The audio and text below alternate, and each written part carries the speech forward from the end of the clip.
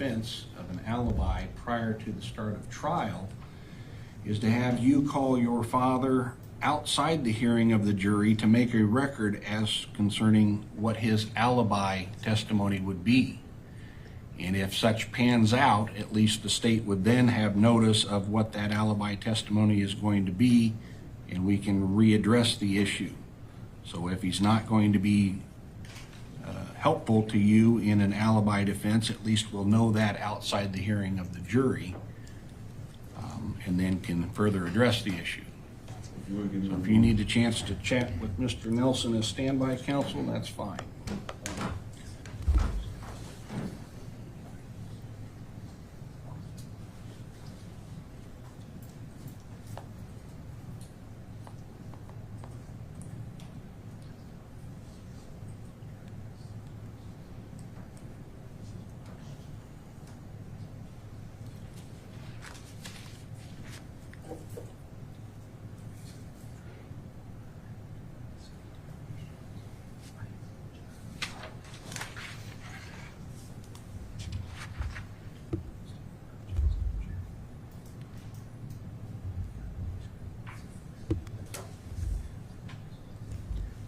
Yes, Your Honor.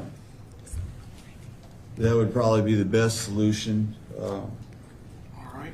So are you prepared to call your father again outside the hearing of the jury to at least make your record on what his testimony would be concerning your alibi? Yes, sir. All right. We'll do so then. Can we get Bradley Yohn Sr. brought in? We will, Your Honor. We'll Okay. have to have him brought over from, yeah.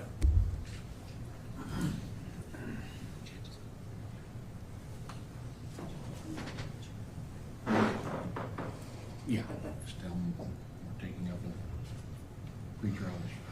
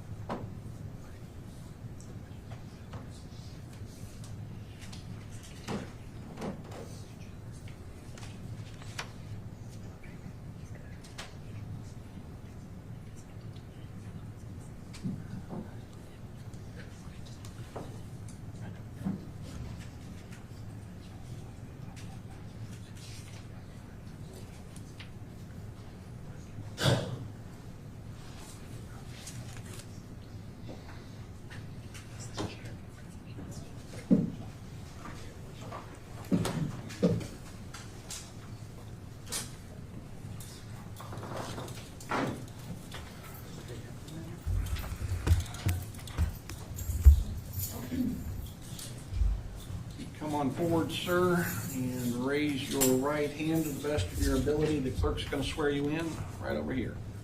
You do solemnly swear that the testimony you may give in the testimony before this court shall be the truth, the whole truth, and nothing but the truth, so help you God. Seat over here to my right in the witness stand.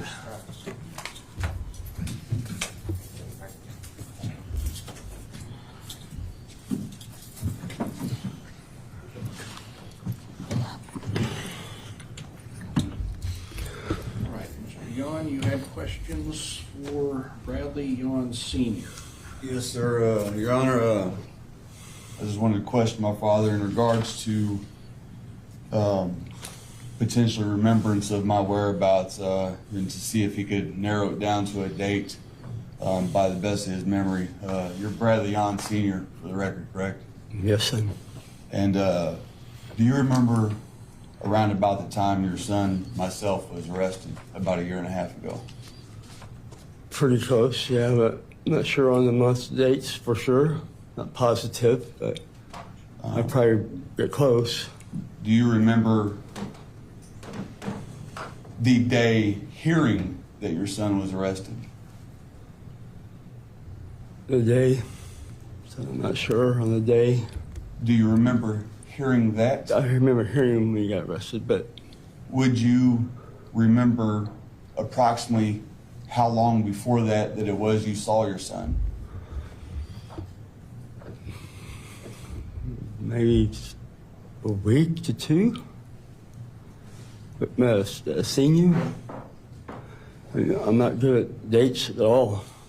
I'm really I not. understand it, Pop. Your Honor, I have no more. All right. Thank you, Pop. Sorry, buddy.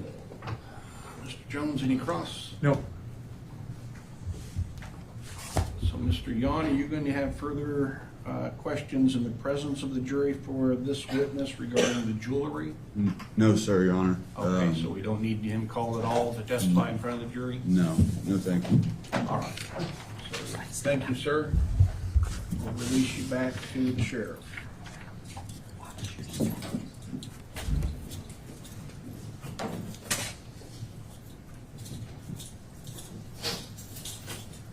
No, Pop.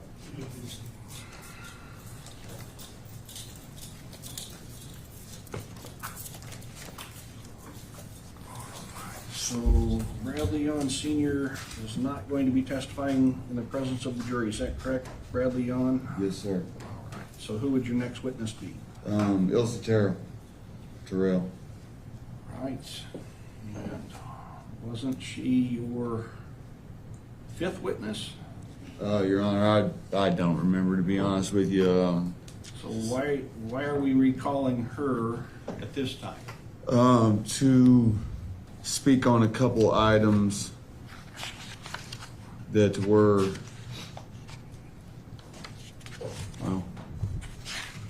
that can be cleared up, and a couple of issues to clear up for the record. Mr. Jones, care to be heard on the recalling of Isla Terrell? Your Honor, what items and what issues? Ms. Terrell testified previously the defendant had her on the stand for a fairly significant period of time.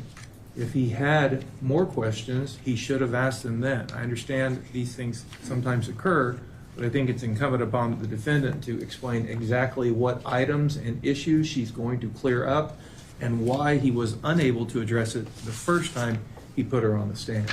Your Honor, What items and issues do you expect? Your Honor, clearing up? as you know, a party in a trial, an adverse party or defense state sometimes should have the advantage to question one by surprise. If I'm not going to be given that, then I'll just continue on to place that forth at this current moment would, well, potentially give the advantage of not surprised. Was it Ms. Terrell in the courtroom, sir? Your Honor, we'll proceed on further. Well, is she in the courtroom? No, she's not. Okay, so she wouldn't be hearing what issues you're going to be questioning. It's in reference to a watch, Your Honor. It's in reference to a watch. And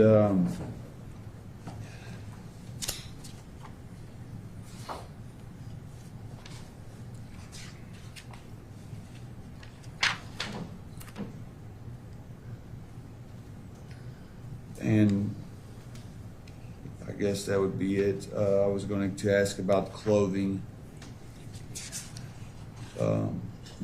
There are some vital clothing items that did not go into testing and did not go to the lab, were not kept from a sex assault when people went to the hospital. Clothing that could have filtered or could hold DNA matter. All right, and so why didn't you ask Ms. Terrell these questions the first time you called her as a witness? Your Honor, because, well, in a year and a half, in this very complex and extraneous case, I've not had a chance to be prepared for everything, Your Honor. There's a lot more than anybody in this jail, probably all of them combined in their cases, that I had to go through in this case. And in the last year, most of that's been in studying law and looking at case law from prior times. I've bounced back and forth through discovery issues and case law and tried to handle a bit of everything at the same time, but I've not been able to narrow down every detail to come here to court. I actually have been sabotaged 2 times, Your Honor. My discovery has been taken once and I've been charged a criminal felony for it. Mr. Yohn, I want to get you back to this trial from the start of it, when you first called Ms. Elsa Terrell. Why didn't you ask her about the watch and the clothing when you first had her on the stand?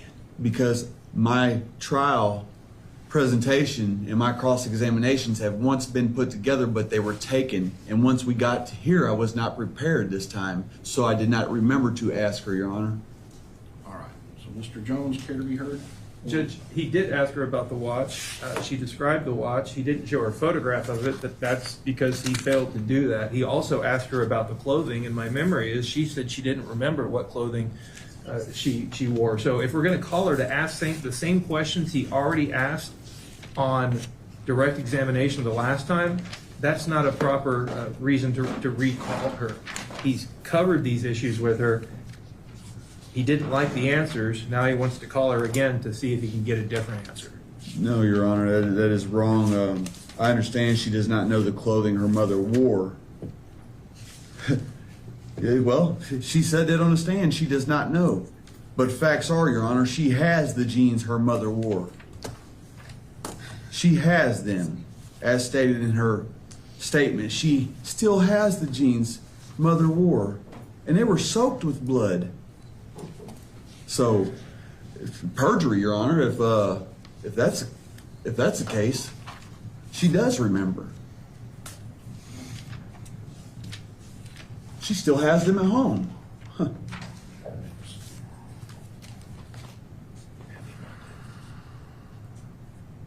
There's been a lot of lying in this case, Your Honor. Mr. Yohn, let me review my notes of her testimony for a moment. There's been a lot of I don't knows and can't remembers.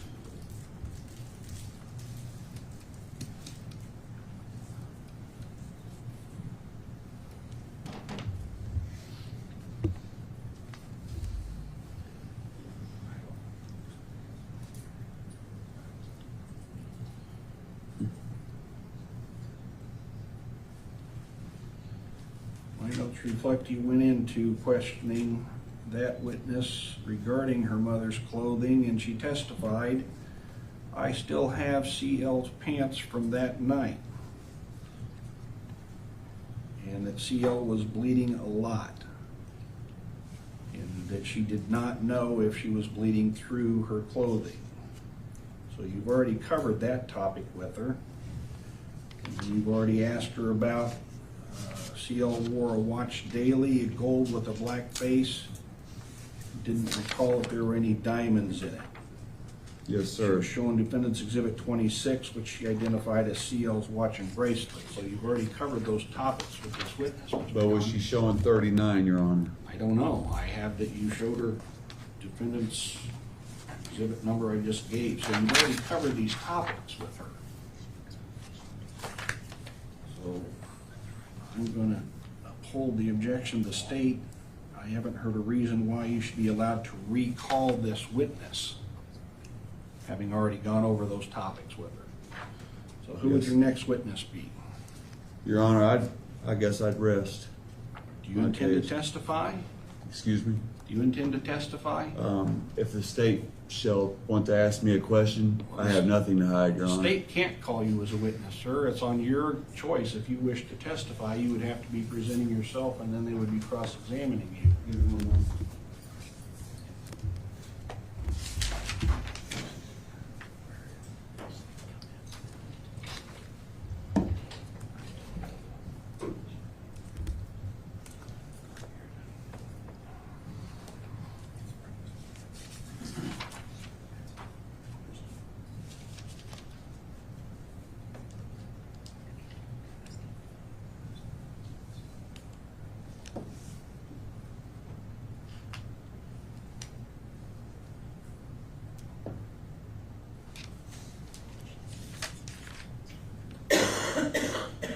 Your Honor, if we could we take a brief 10 to 15 minute recess, very briefly, so I can speak to Mr. Nelson? All right, now, before we do that, you had also indicated on Friday that you intended to call Miss Blackledge. Have you changed your mind on that? That's a lost cause, Your Honor. Okay, well, I didn't want to get her lined up to be brought in if you're not calling her. If you were going to call her, we would get her set up during this recess. No. Okay, so you're not Lost calling cause. Miss Blackledge? Let's take a 15-minute recess till 20 till 10, and then we'll resume to give Mr. Young a chance to visit with Mr. Nelson. Ladies and gentlemen, please rise. Recess for courthouse session recess. You may be seated.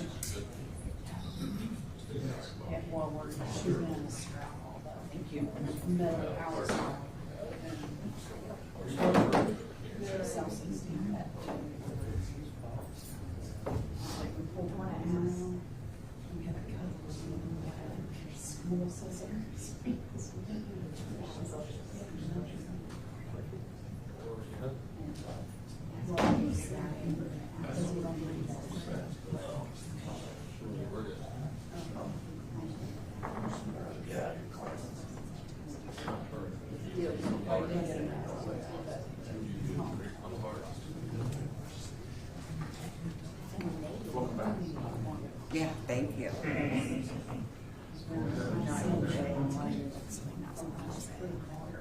Right, you're here. Are you saying?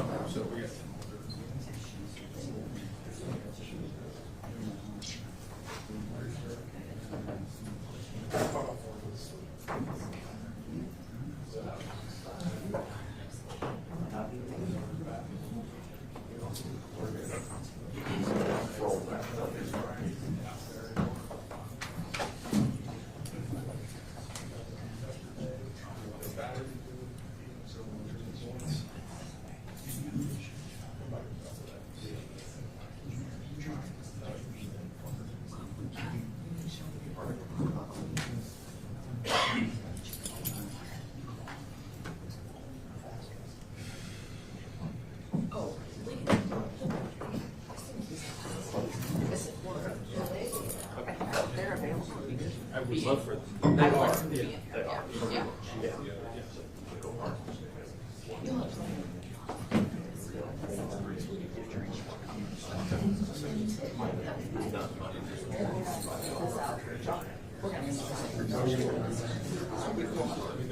There'll be at least 20, 30 minutes.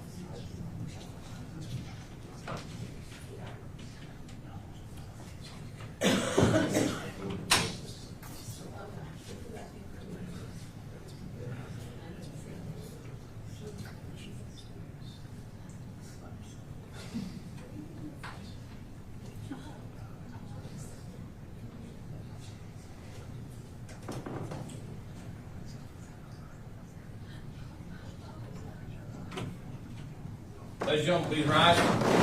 This session report is now reconvened. Honorable Roger B. Thompson, Judge presiding. Please be seated.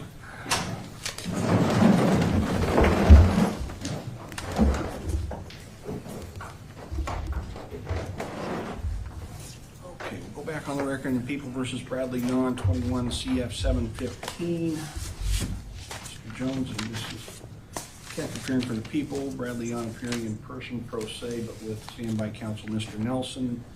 Mr. Yohn, we had taken a break for you to consult with standby counsel as to whether you wish to testify or not. As I discussed with you, you have the right to remain silent. Part of that is that the state cannot call you as a witness to testify. If you choose to testify, that is solely your choice. But again, the state cannot force you or compel you to testify because you do have that right to remain silent. So have you had a chance to consult with standby counsel, Mr. Nelson, on that issue? Yes, sir.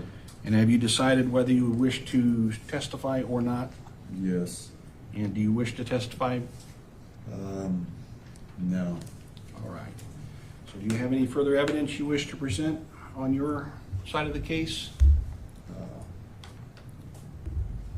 I would wish to present some, but I'm not going to be able to, Your Honor, because I wasn't prepared. So I'm not going to be able to, by law. So defendant rests and the case moves back to the state's side. Is the state going to present any rebuttal testimony? No, Your Honor. All right. I'm advised on Friday to be prepared to present closing arguments as soon as the last witness was done testifying. You may want to briefly revisit the jury instructions now that both sides have rested the presentation of evidence. Do you have your jury instructions handy? We do, Your Honor. Mr. Yohn, do you have your jury instructions handy so we can revisit those quickly? Your Honor, give me one moment. They're here somewhere.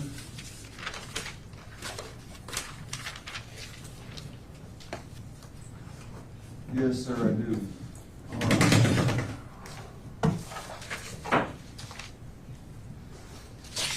The state was, I'm sorry, Mr. Yohn had previously asked to add 3.10. Has the state considered that?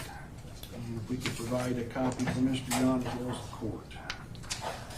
Your Honor, we did prepare it, although I don't know that it's come up now at this point. I can give a copy to the court All right.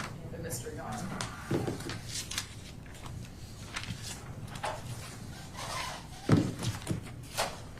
And that instruction would be inserted, Mr. Yohn, before instruction 3.11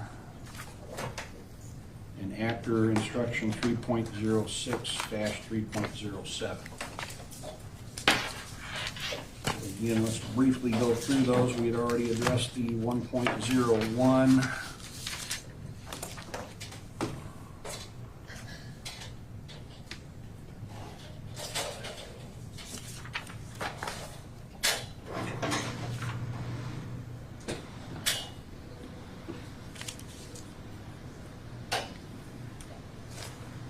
Any modifications necessary on that from the state's position? No, Your Honor. Mr. Yohn, from your position?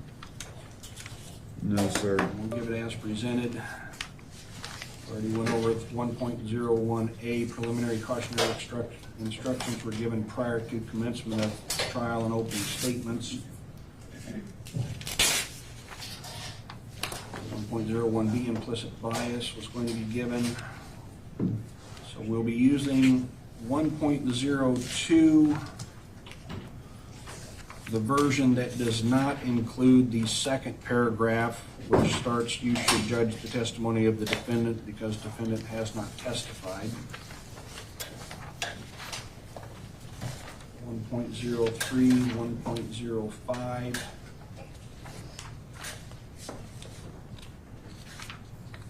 I gave 1.09A, civil extended media coverage prior to commencement of trial. There is a 1.09B which we will give regarding that issue. Give at the end of trial. 2.01 will be given unchanged. 2.02 given without change. 2.03 given without change. 2.04 given without change. 3.02 given without change. 3.06-3.07 discusses, you have before you that the defendant made statements relating. Mr. Jones or Mrs. Keck, are you aware of any evidence that contained defendant's statements? Your Honor, the only statements that we were referring to, which is why we prepared this with instruction, were the statements that he had made allegedly to the victim. All right, so that will be sufficient evidence for that instruction to be given. 3.10 will be given on defense request. 3.11 will be given as previously discussed. 3.12 will be given. Your Honor, I believe at this time 3.12 should be we would withdraw that. All right. Mr. Yohn states moving to withdraw instruction 3.12, impeachment of a witness by prior conviction, as I don't recall any evidence or impeachment by any witness by use of their prior conviction. At 3.12, do you recall any witness that was impeached by their prior criminal convictions? No, Your Honor. All right, so we'll withdraw that. It will not be given. 3.13. We would also likewise withdraw that, Your Honor. would be withdrawn as Mr. Yohn has not testified. 3.17. Do we have any testimony of an accomplice? No, Your Honor, we would withdraw that at this time as well. So that can be withdrawn. 5.03 will be given as previously discussed. 5.06 given as previously discussed. And 11.53 and 5.4 given as previously discussed.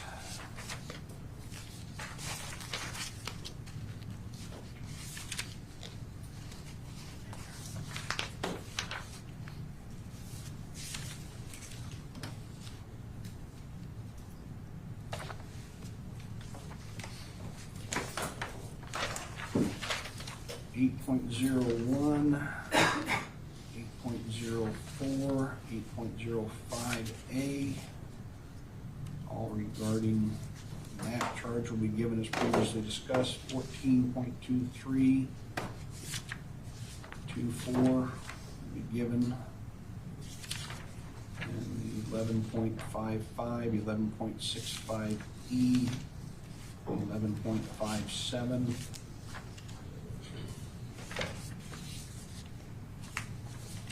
And 11.58 to be given as previously discussed. 14.13, 14.14 will be given as previously discussed. And as the state made the corrections on the concluding 26.01. Yes, Your Honor, it now says aggravated vehicular hijacking. All right, have you got a set for the court? I can prepare that in in a Okay. clean copy, Judge. I can also give the court with the instruction numbers on it if the court wants. I can print that as All right. well. And then will you have those available also for the court to give to the jury? I will, Your Honor, yes. And then we have the guilty, not guilty forms, again with the vehicular invasion modified to this vehicular hijack. Those corrections been made. They say now not guilty of aggravated vehicular hijacking and guilty of aggravated vehicular hijacking on those. All right, so I'll double check that those are all made. Any further instructions the state is asking the court to give to the jury? No, Your Honor. Mr. Yohn, any further instructions you're asking the court to give to the jury other than as we previously reviewed? No, Your Honor. All right. Is the state going to be prepared to give closing argument as soon as we get the jury in for the day? Yes, Your Honor. Mr. Yohn, you going to be prepared to give your closing arguments as soon as we get the jury in for the day? Yes, sir. All right.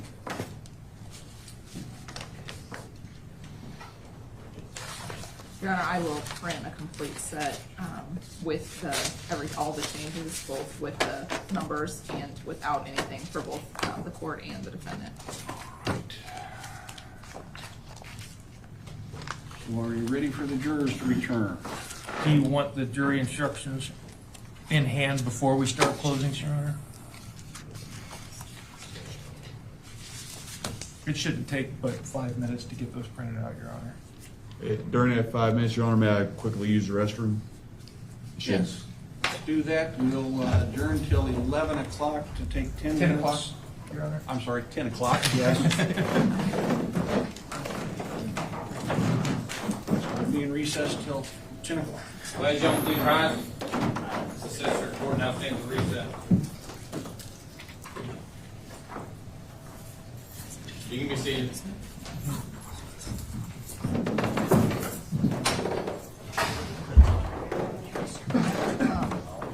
If you want what I've already printed, I need 2 copies of what I just printed. 2 copies?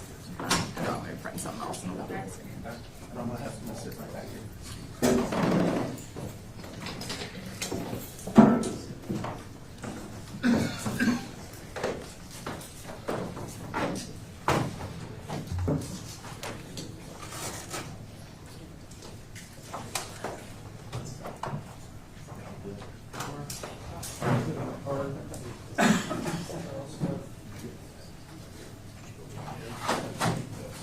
Sit in front.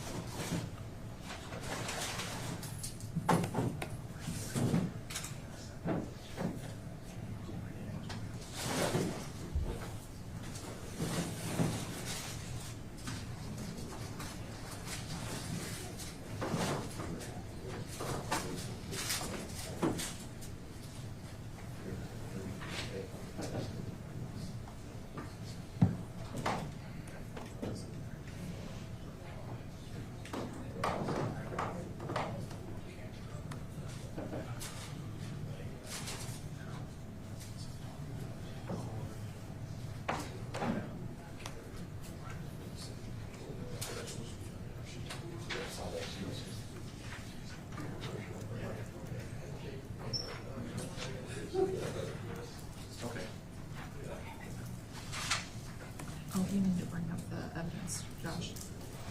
I forgot. Just do this. Do you want to do that now in front of the jury?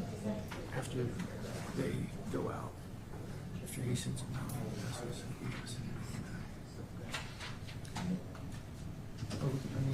I would just do it. Okay.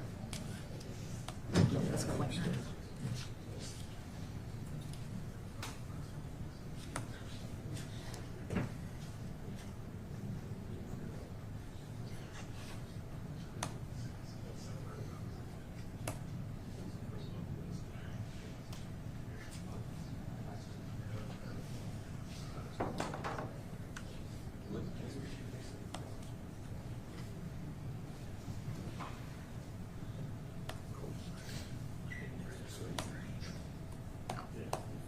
Sorry.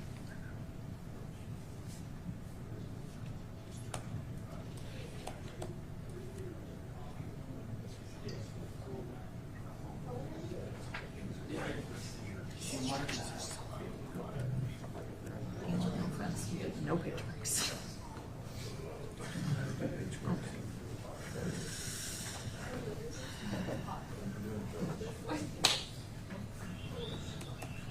I did the instructions though. Did Warner ever do instructions? No, he didn't. Yeah. All the time. Really? Sometimes. Oh, everything.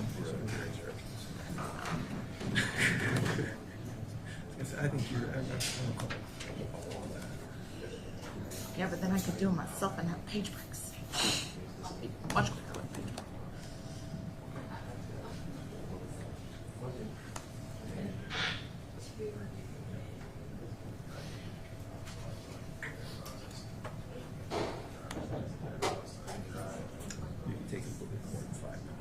Because there's no page breaks. You can tell the judge. Sorry.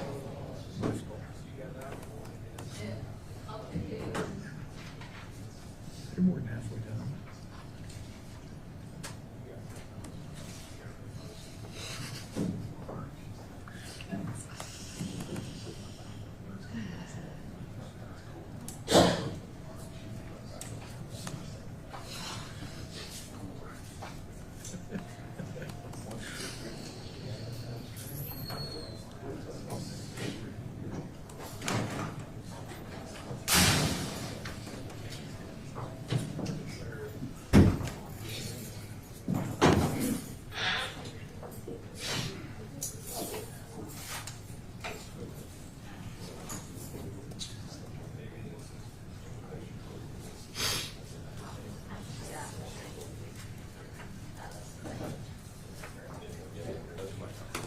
Do me a favor and look at you. Sorry, this is taking forever. No, you're because fine. Are you printing something My else? favorite trial partner ever doesn't know how to do page breaks. What do you put? Oh, this is Yeah. Are you printing something else then? Yeah. So I'll just put it out for you. How many copies of it too also? We'll need 2 copies, yeah, but I want to double check this one because this is all taking forever. Because trial partner ever. Did know what he was doing? I'm teaching Josh how to do a page break. Because you know what? Page breaks are good. I'll just put it and wait for it then. And then call you.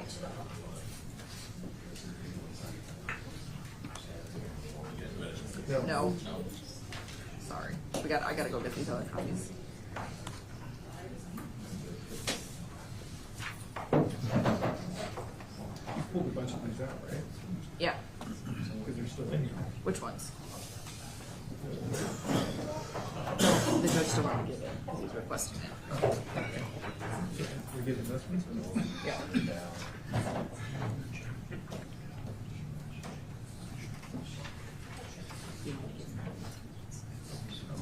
I get it.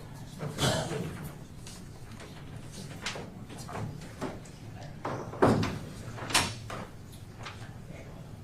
The one, I mean, everything that's in there should be what we're giving. So make sure there's nothing about the defendant testifying or No, convictions. that was taken out. Okay.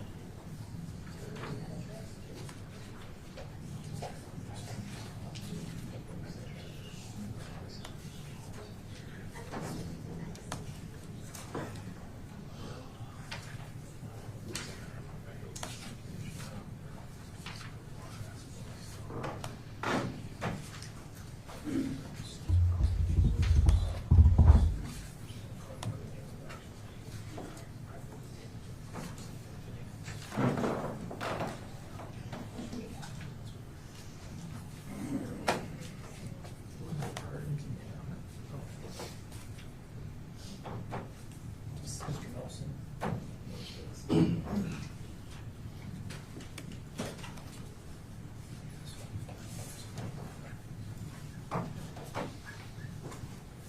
I'm not gonna go. I'm gonna double check it. Yeah, I got this.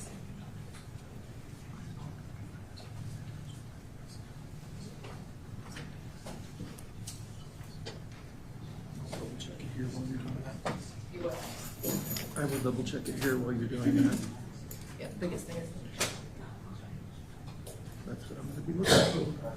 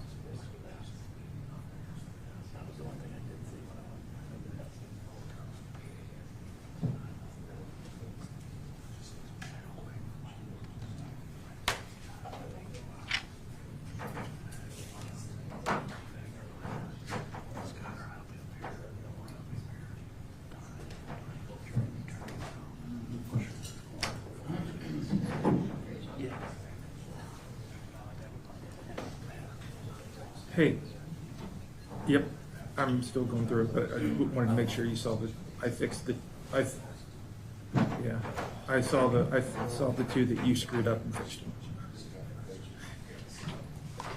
Yes, okay. Not yet.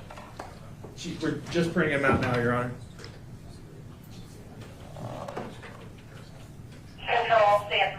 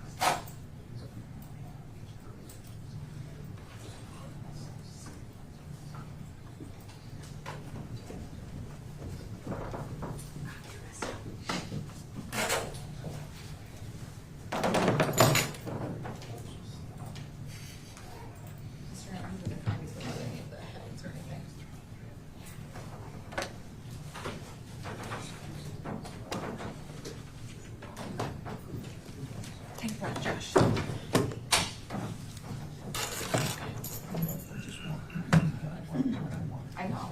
That's not too much to ask. Next time.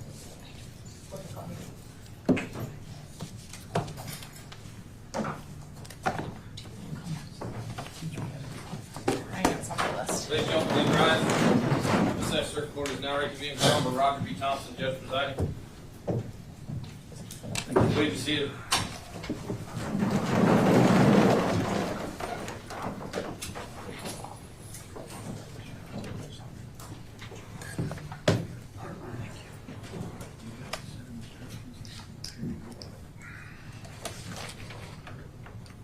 All right, so we'll go back on the record record in 21 CF 715. Mr. Jones and Mrs. Keck are present. Mr. Yohn, the defendant, is present pro se, and Mr. Nelson remains present standby counsel.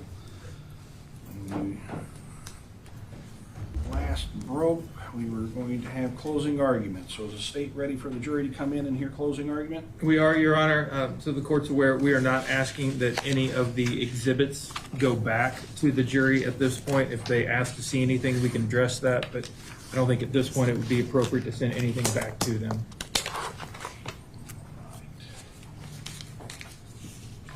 So, Mr. Yohn, you prepared to have the jury come back and hear closing arguments? Yes, sir. All right. Have the bailiff bring the jury in, please.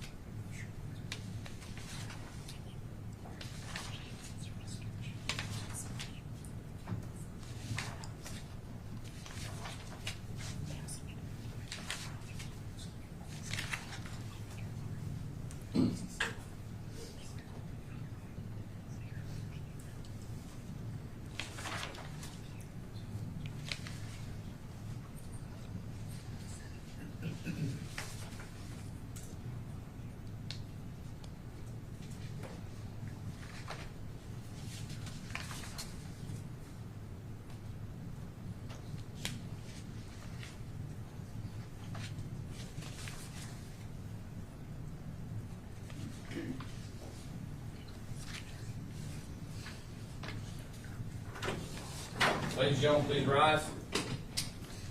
This session circuit court is now reconvened.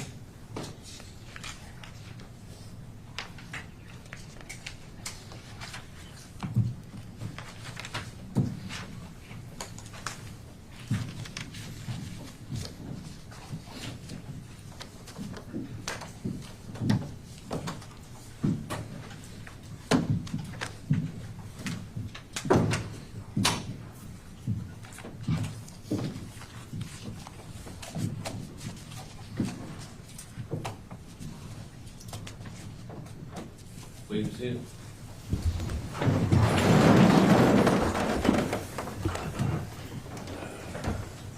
Ladies and gentlemen of the jury, the defense has rested and is not presenting any further evidence. The state likewise has rested their case and will not be presenting any further or rebuttal evidence. And so we are ready for closing argument. You have heard all the evidence in this case, but the trial has not ended. At this time, each side will have the opportunity to make a final argument. First, the state will argue, then the defense will argue, then the state will have a chance to respond to the defense argument. The state has the opportunity to give the first argument and the last, not because of favoritism, but because they have the burden of proof, which, as I have previously stated, is the burden to prove defendant's guilt beyond a reasonable doubt. What the parties say during the closing argument is not evidence and should not be considered by you as evidence. If a party makes a statement that is not based on the evidence or reasonable inferences to be drawn from the evidence, you should disregard the statement.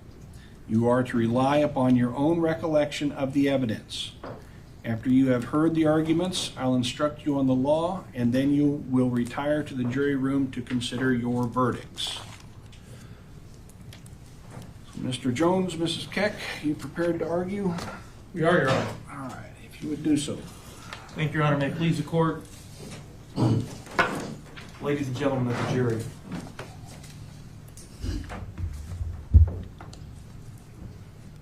At 77 years old, Tina Lohman had raised 4 children. She was a wife, a mother, a grandmother, a great-grandmother. She ran a successful business with her husband, but what was really important to her was her family. And in November of 2021, she was looking forward to Thanksgiving. She was looking forward to Christmas. And you know, she was one of those grandmothers that just drives me nuts, that starts listening to Christmas music before we even get to Thanksgiving, and puts up the Christmas lights before we even had a chance to digest the turkey. That's just who she was. But Tina didn't know that her last Thanksgiving on this earth was going to be spent bruised and battered, emotionally and physically scarred, too scared to even go back to her own home. Because at 5:30 p.m. on November 9th, 2021, when she pulled over to the side of a dark, lonely country road looking for help, instead of a kindly stranger, that man showed up instead. Objection, Your Honor. Grounds. Mr. Jones does not know that I'm that man. All right, objections overruled. This is argument, Mr. Yohn. And her worst nightmares showed up in the shape of that defendant. Over the past 5 days, you've heard the testimony, you've seen the evidence, and learned what happened to Tina over the next 60 minutes of her life. You've heard from her husband and from deputies about what she told them. You've seen the injuries that that man inflicted on her body from Dr. Kagumba and Jacqueline Oglesby. And you've heard from her daughters about the pain and trauma that she was dealing with for the last 33 days of her life. What the defendant did to Tina Lohman on November 9th, 2021 was random. It was violent. It was horrific. It was a nightmare. It was something that no 77-year-old grandmother should ever have to experience. What he did to her on that day was sick. It was twisted. It was perverted. What he did to her on that day was a crime. And we have names for these crimes. We call them aggravated kidnapping. We call them home invasion. We call them aggravated vehicular hijacking. We call them aggravated criminal sexual assault. And we call them residential burglary. And I know you have been here all of the last week, and you're here today on a Monday morning.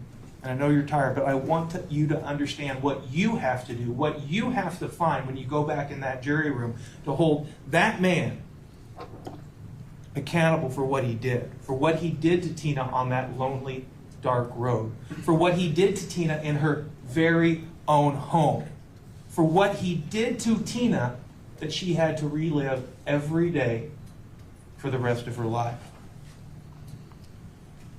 The judge is going to tell you that to prove home invasion, we have to prove 5 things. And again, there's a lot of information here. I apologize. We have to go through it, though. The first proposition we have to talk about is we have to prove beyond a reasonable doubt, and you have to find beyond a reasonable doubt, that the defendant was not a peace officer acting in the line of duty. He wasn't. We all know that. That's an easy one. That one's been proven. The second proposition, the defendant knowingly and without authority entered into the dwelling place of another.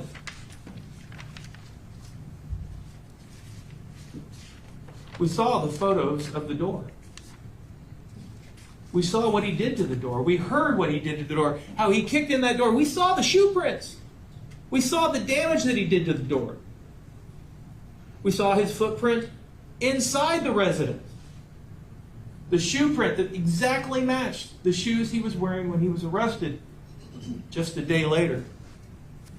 We saw his DNA On the safe handle, there are 50 people in this room. We could multiply that by 4, and we would still expect to only find one person with that same DNA. Shoe prints, DNA.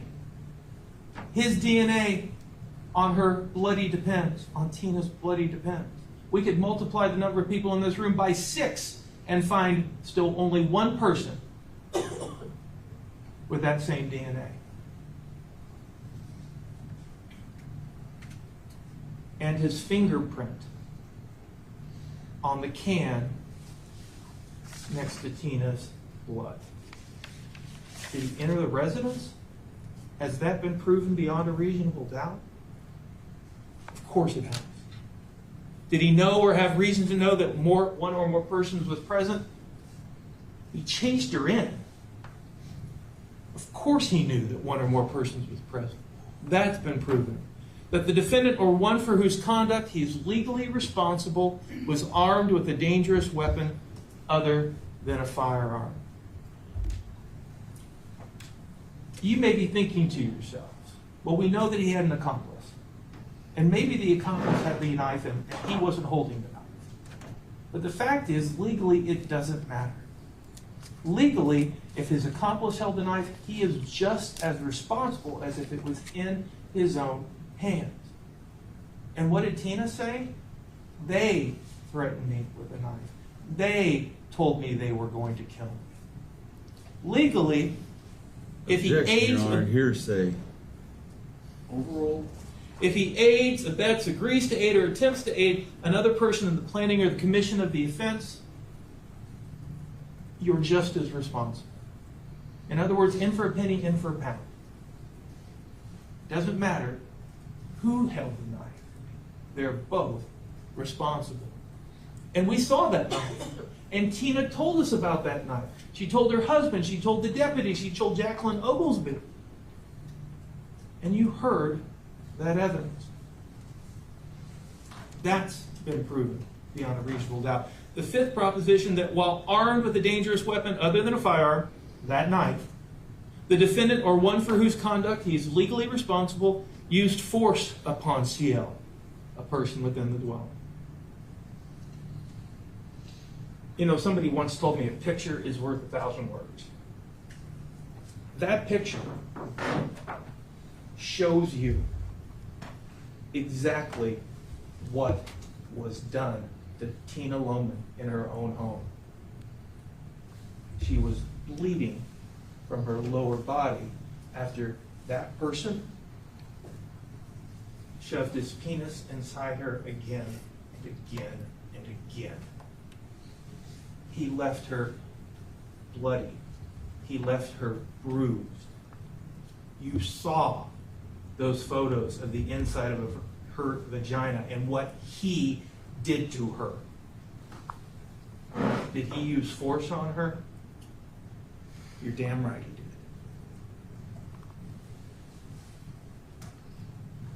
Did he use force on her?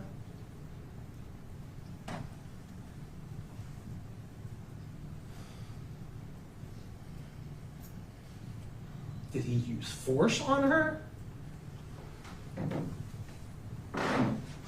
He sprayed carpet cleaner into her mouth and all over her body.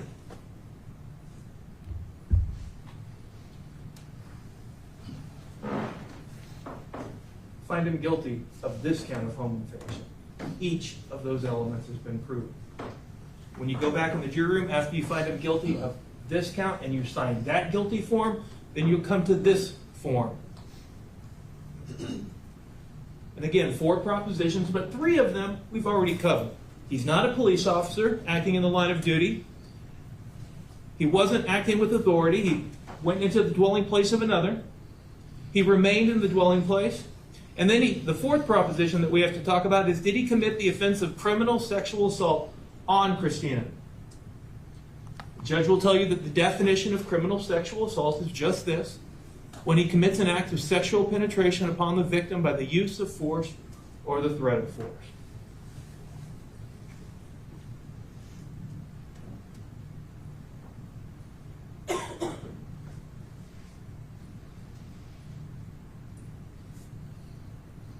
We know what he did. Find him guilty of that count of home invasion and sign that verdict form. Then you'll come to the count of aggravated criminal sexual abuse. Again, there are 3 propositions, but guess what? The great thing for you guys is we've already covered every one of them. Did he commit an act of sexual penetration about CL? Yes, he did. And we saw the photos, and we heard the testimony, and we saw the results. The act was committed by the use of force or the threat of force, and that CL, Christina, did not consent to the actual sexual penetration. We've heard that evidence. It's been covered. I'm not going to show you the photos again. You know. And did the defendant or one for whose conduct he's legally responsible display or threaten to use a dangerous weapon other than a firearm? The knife. They threatened to kill me. They held a knife to me. Find him guilty of that count and sign that verdict form. And then move on to the next crime that the defendant committed on November 9th, 2021 to Christina Lohman, aggravated vehicular hijacking, because he took a car from her, took a motor vehicle from the person or immediate presence of CL. This car where we found not 1, not 2, not 3, but 4 fingerprints and palm prints, all matching the defendant. The car that we saw him driving in Hannibal, Missouri. The car that belongs to the keys that were found in the purse that he was wearing when he was arrested in Springfield. And the purse that he had around his shoulder when he was on that video in Hannibal, Missouri. Did he do so by the use of force or threatening the imminent use of force? We've already covered that. We talked about it in home invasion. Did he use force? Absolutely, he did. And finally, the third proposition was Christina over 60 years of age. And we've heard that testimony as well. She was 77 years old when this happened. And 33 days later, she died. After you find him guilty of that count, move on to the next verdict form. Residential burglary. Again, the great thing is we've covered most of these propositions before. Did the defendant knowingly enter the dwelling place of another? Did the defendant do so without authority? We've covered both of those. Those have been proven beyond a reasonable doubt. The question then becomes, did he do so with the intent to commit a theft therein? He stole her purse. The purse that she was wearing, he was wearing it less than 2 hours after he did those heinous things to Tina. And inside that purse that he was wearing were the keys to the car, her jewelry, a check made payable to Tina, and her voter ID card.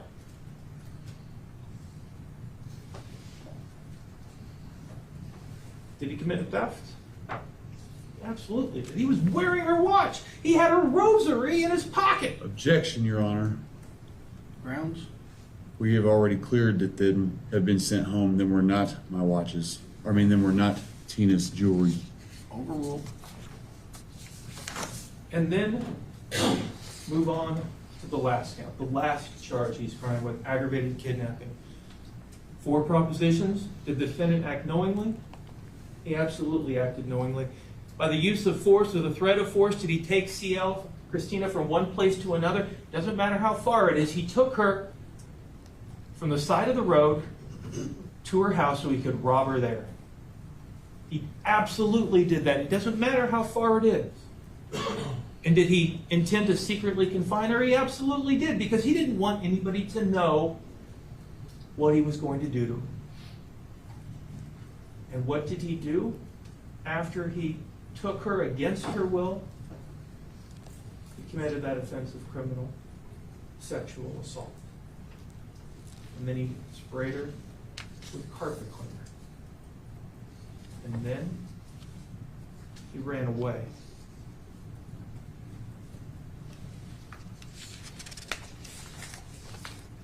On November 9, 2021, the defendant stole a car from Tina Loman. He robbed her of her jewelry.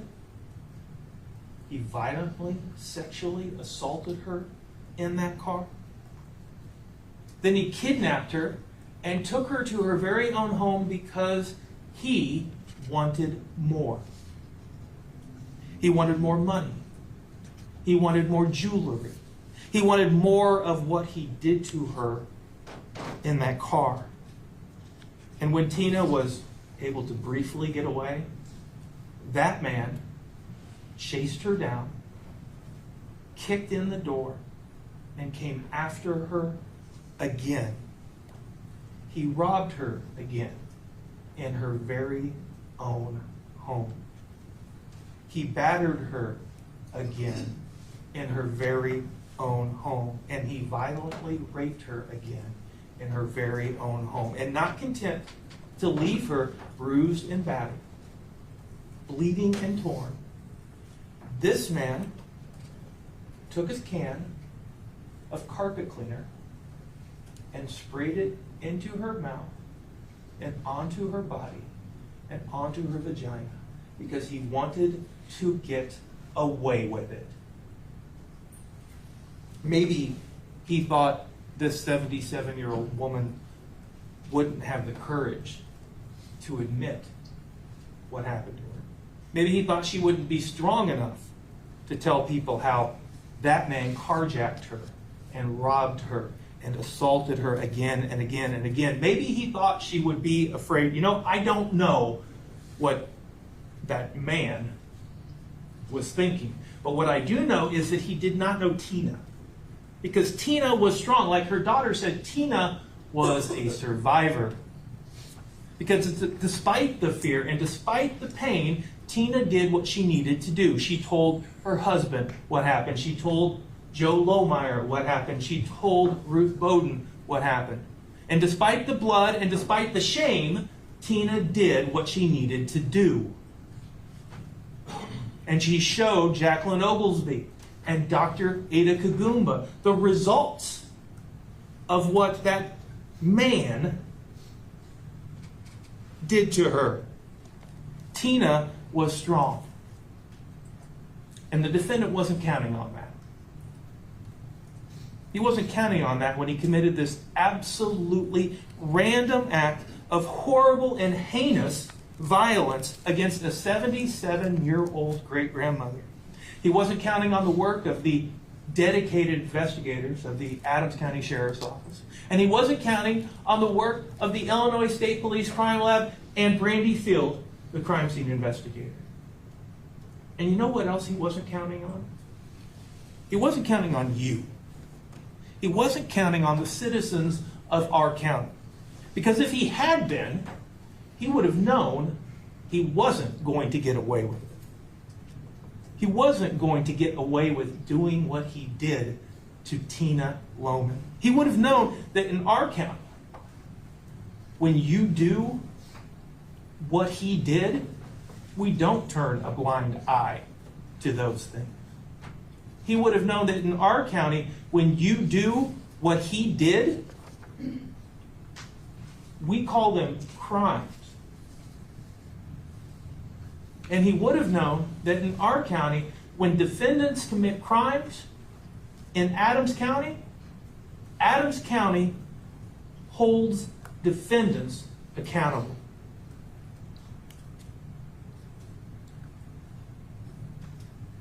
Find that man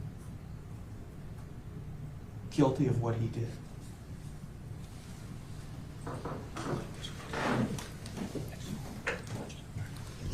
Thank you, Mr. Jones. Mr. Yohn, care to make any closing arguments? Yes, I do, most definitely, Your Honor.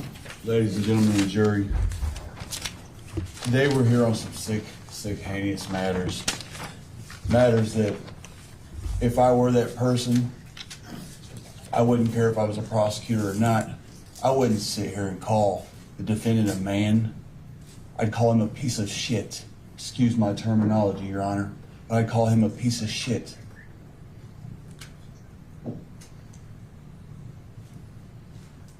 because that's what he would have been.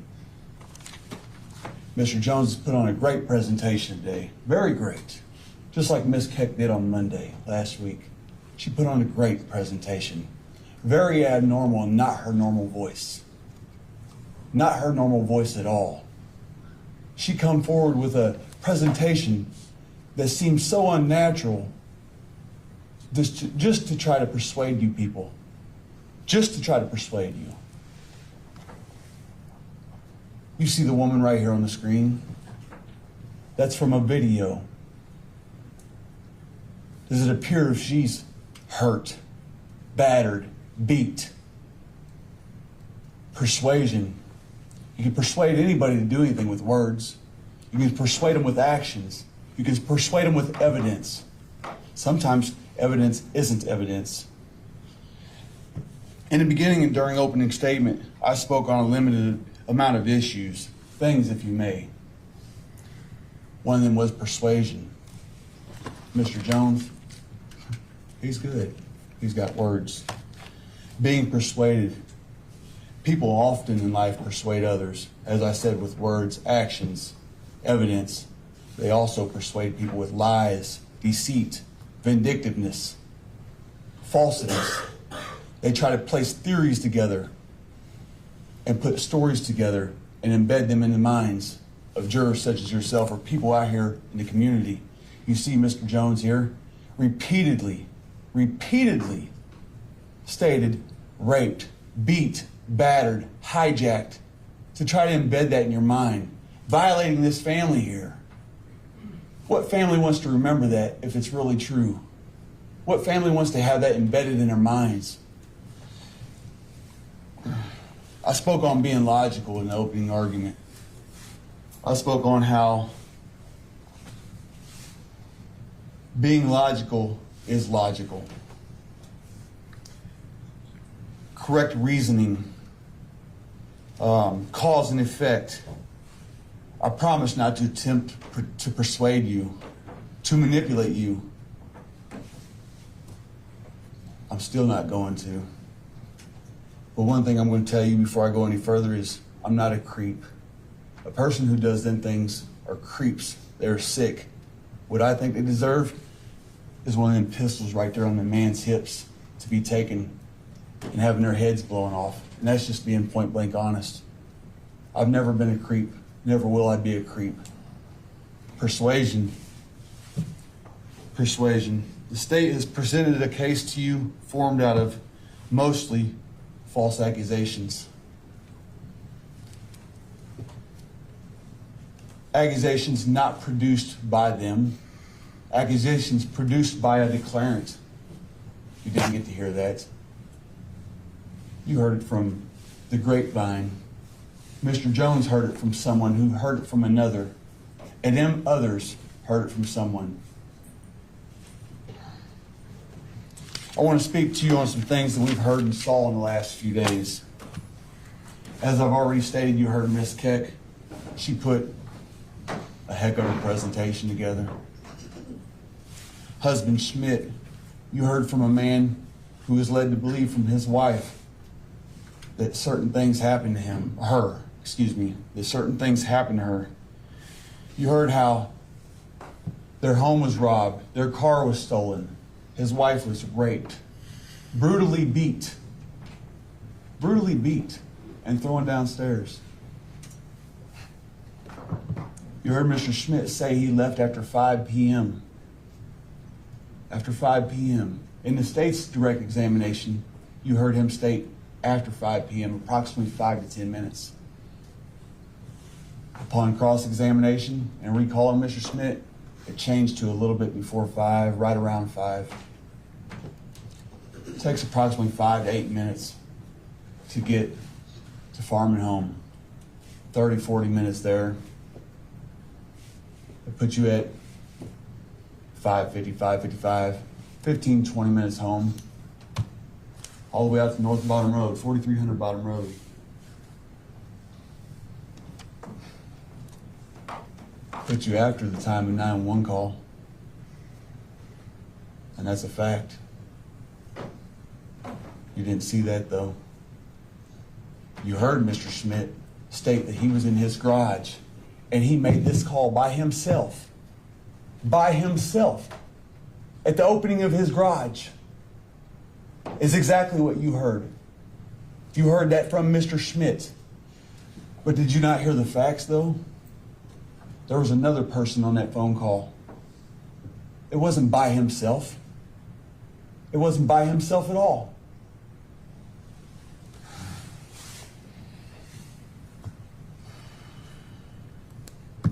You heard him speak on entering the home, approaching his wife, talking to his wife, going and retrieving a firearm, bringing it back to his wife, and then going out and making that phone call. Puts us even further after 6:09 p.m. You saw the certificate or police notes of 911 call, CFS report they call it. Mr. Schmitt was specifically asked, did anyone else make that call with him? He said no, by himself out in the garage.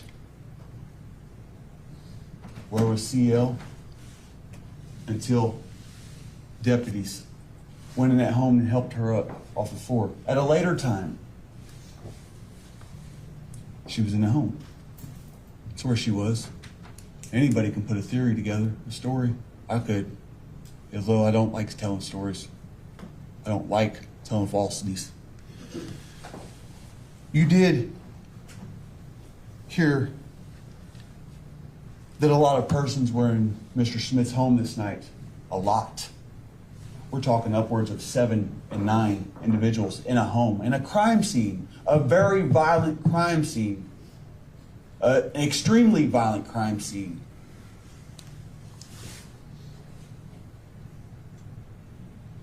Deputies didn't secure that. You later on heard deputies talk of a crime scene in Springfield, scene of arrest, where there was a major coincidence. Major coincidence. You expect to be looking for 2 people for a heinous crime, and you find a murder 43 feet. Didn't hear that. 43 feet from defendant on my best friend's property. My best friend, an elderly man, 60 plus years old. 43 feet. Major coincidence. Didn't have nothing to do with myself, the defendant, at all. You would expect right there, wanted for this heinous crime, them individuals. Nothing. But what you also heard is they secured the scene. They secured the whole block over a murder. This crime to me is worse than a murder. Way worse. By any means. Way worse than a murder. They didn't secure this crime scene, though. There was a bunch of them. Some of them right here in the audience. Just walking freely through the scene. There was some right over here just walking freely through the scene, looking for clothes.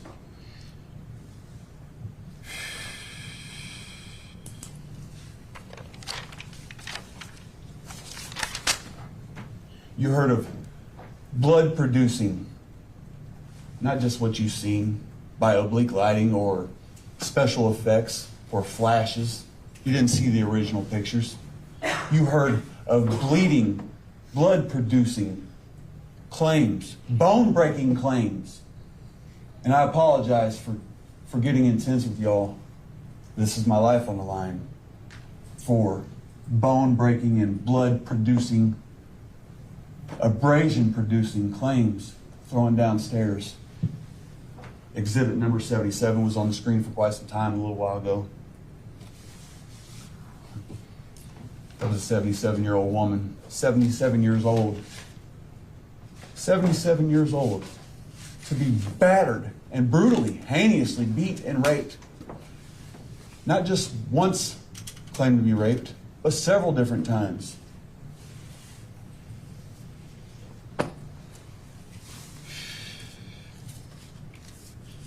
You heard about that woman CL being lifted off the floor to a couch. You saw blood by special effects on the floor.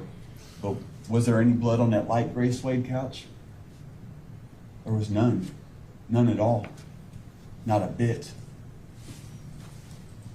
Was there any on that chair? Not a bit. That was an incontinence issue. And I apologize for talking about the woman's personal issues, but that was an incontinence issue.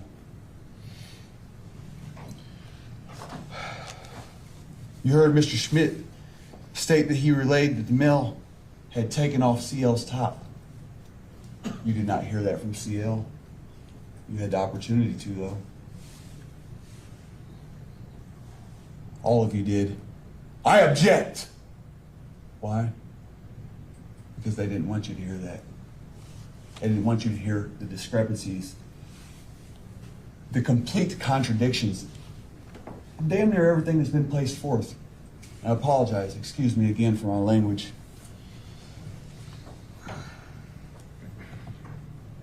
Hip replacements, throwing downstairs. You can take your inference from that. You heard Ms. Oglesby state that an elderly female presented with sexual assault claims. The CL had tears of a centimeter value, 3 of them tears. The CL was grabbed and held down, penetrated in the anus by penis, finger, and object. Penis, finger, and object. What object was it? Because there's a knife and there's an aerosol can, which is bigger than the diameter of that cup. But you saw what a penis and fingers did to a vagina. Patient declined. That was her notes. Patient declined. These are all things from CL.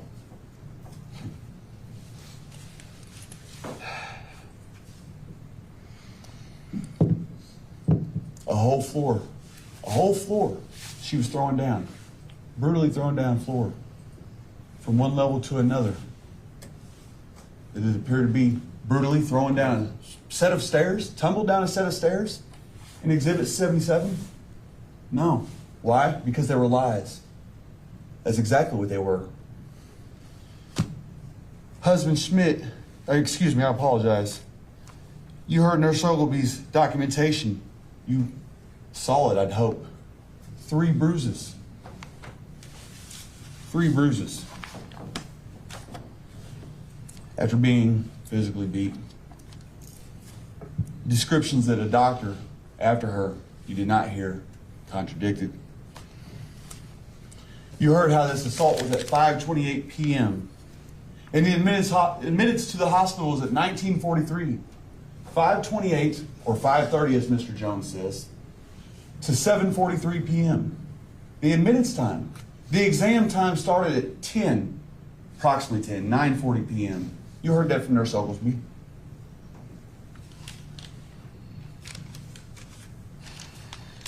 Four and a half hours later. Pictures. Saw pictures. Ask for the file info. Computers that have forensic documentation, file info. Judge, at this point, I'm going to object. There was no evidence of this, and there's no evidence of tampering. Sustained.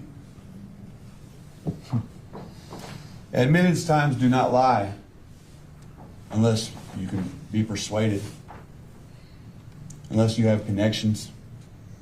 7:43. Time for admittance to Blessing. You heard both daughters state that they arrived to the scene after Deputy Lohmeyer. Where is Deputy Lohmeyer?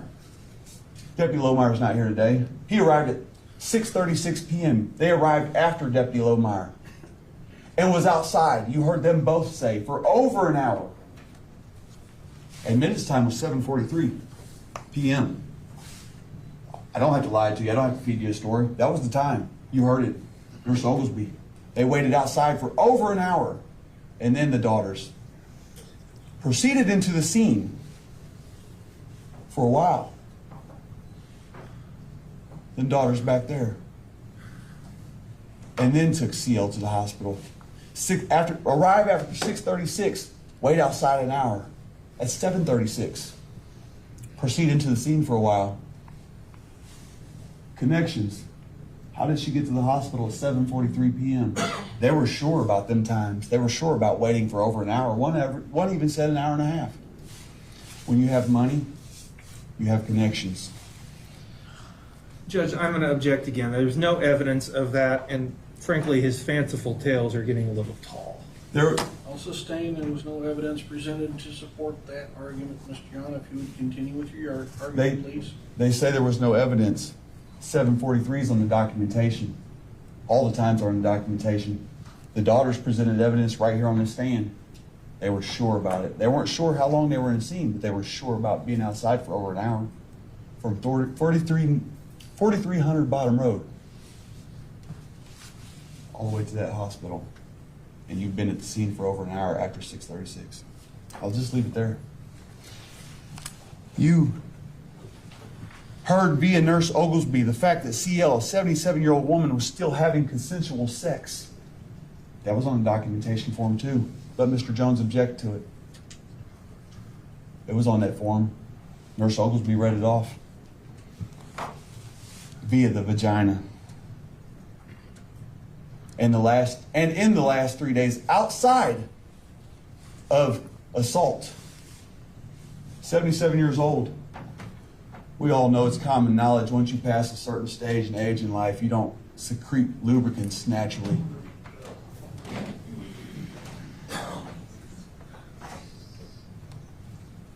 Where did the marks come from with that consensual sex in the last 3 days? You heard what CL was supposed to have relayed to that nurse, but you did not see the statement. You did not hear it from the person who spoke these claims originally. Next, you saw a gas station attendant appear on the stand. A gas station attendant. And attest to a gas station video at 8:03 p.m. and later. You heard him say that he saw a plastic bag. Who told him to say that? Because he clearly stated after cross-examination that he wasn't sure. Just a bag.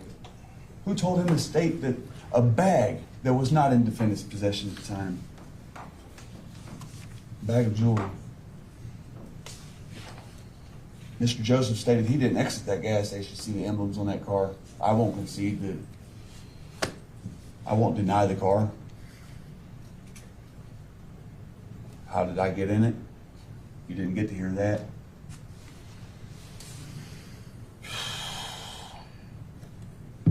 You heard him say that the defendant appeared normal. Does a man who just did these things appear in his hometown where he's very well known and just seem normal? Just going into a gas station, just gambling. Does that happen? No, that's not common. That's not common, not with me. That's not common. People don't just do that. I don't do drugs. I don't get high. I don't lose stability. Sergeant Lohmeyer stated in response to a car hijacking, he went to the scene. 18 years on the force. And I apologize, I'm going to take a little while because this is my life. Sergeant Lohmeyer stated 18 years on the force. The details, I can't remember. I don't recall. Could not remember who arrived on the scene. Could not remember. He was the second, but could not remember who arrived on the scene after him. Guess who arrived on the scene after him? The top guy in the whole department at that time, Sheriff Rich Wagner, who didn't make a report. Who did not make any kind of report. How do you not remember your top superior in the whole Adams County arriving?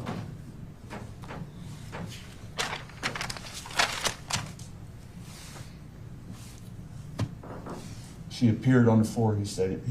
He saw her on the floor. Couldn't remember a description of clothing. 18 years on the force, nobody can remember clothing. Nobody at all. I'm not giving you a theory like Mr. Jones did. I'm giving you the facts of what was presented right there on that stand. To take my life.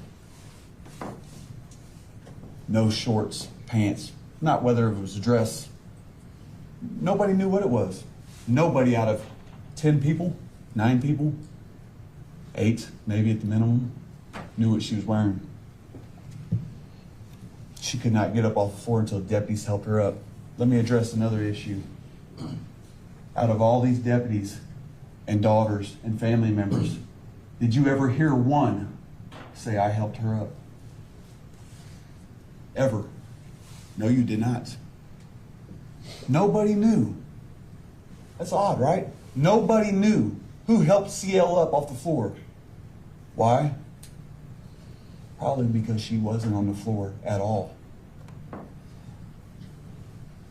Listen to the 911 call. Sergeant Lohmeyer was in contact with and talked to CL most. He stated that. Everything Sergeant Lohmeyer stated to come from, and excuse me for my analogy, but the horse's mouth, the person who spoke this, unsure about things he should know, completely sure about things that were factually different if you would have heard them from that mouth. Yes. Keith Kinney stated that on their scene of arrest, he cut the strap on the purse as defendant was laying on the ground. He also testified to the rosary being found in defendant's pocket, but it was intact. Look back in your notes if you took them, it was intact. That rosary on the screen you've seen in the last week is broken. Minor detail, but still. It adds to the whole bunch of ridiculousness. Nothing about a pill bottle, did he state? Nothing. Nothing about a pill bottle. Adams County placed that next to that purse to associate it with another crime. Objection, Your Honor. There is absolutely no evidence of that, and he's making stuff up. I am. Sustained. I am. Well, I questioned 3 different officers of the law as to the specifics of that chair and that purse. Not one of them said anything about a pill bottle. That pill bottle is associated with another criminal act. Objection, Your Honor. There's no evidence of that. Sustained. Make your arguments based upon evidence presented during the trial, Mr. Yohn.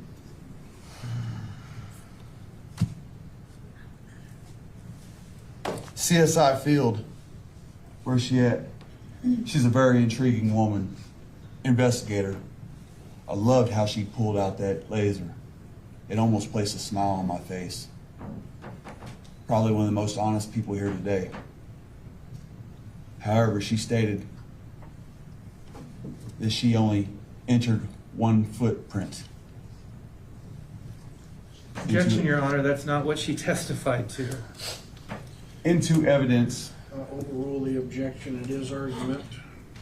Into evidence that was a Reebok footprint, but that she cleared everybody else, family, because she got footprint pictures from the hospital where Deputy Bowden later went. She cleared everybody else though because, well, they wear boots, standard items that look different than the natural shoe.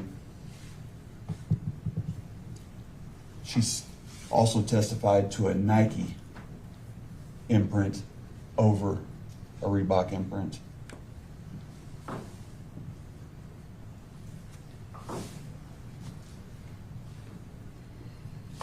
She looked for fingerprints with her oblique lighting and high technology instruments, finding none in the whole scene. She found none, not one. You may ask yourselves, why, out of all them tests that the scientists put forth, there was not a single footprint for Karen Blackledge, not a single fingerprint, and Karen Blackledge was to have touched everything with fingers. No DNA for Karen Blackledge. I'm not going to bat for her. I'm stating that it's odd. You never heard once. Everything was excluded.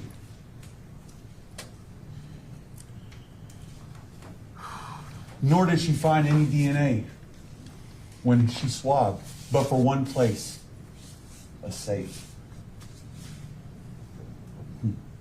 A safe handle with 2 contributors Assumed contributor CL.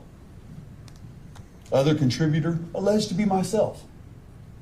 That's what the reports say. Evidence, as they say. The man who always touches this safe is sitting here in the audience. Always. He's stated by many to be the only one to touch this safe. That the kids normally don't touch it because it's covered by a partition or a wall of some kind. The only man who ever touches this, and it's built into a wall, as you saw, in a basement. What's the likeliness that he disinfects, cleans, wipes it every time he touches it? Guess what you also heard? His DNA wasn't there at all. Not at all. That's odd, right? Very odd.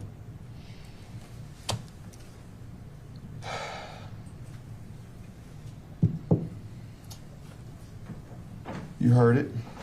Mysteriously not there. What's the answer to that one? An objection? Miss Field, as I stated, she was a unique, intelligent, crafty individual. I loved it when she pulled that laser light out. I commend you, Miss Field. Investigator Shoney here testified that he was called for 4300 Bottom Road. The same details that everyone else could attest to. Home invasion, criminal sexual assault, kidnapping, titles. He couldn't attest to clothing that the declarant was wearing. He couldn't attest to the order that other deputies come in. And nobody knew anything about deputies and their orders or anything of such. Just knew about titles. What Investigator Shoney could do, he could tell you the exact denomination value and the amounts of bills in a bag, in a purse, not a bag, excuse me, a purse found at the scene of arrest. He ran down denomination values and the exact count on that stand, but couldn't tell you details of things that should matter in law enforcement.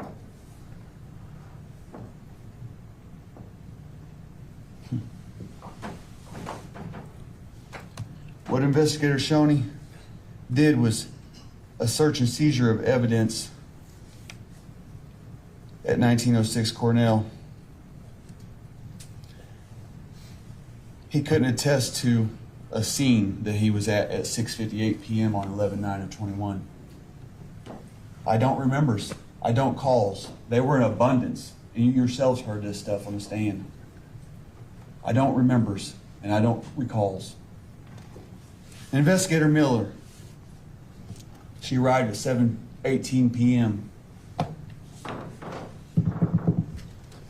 Then later stated that she observed Timothy Schmitt in the garage calling credit card companies, disabling cards.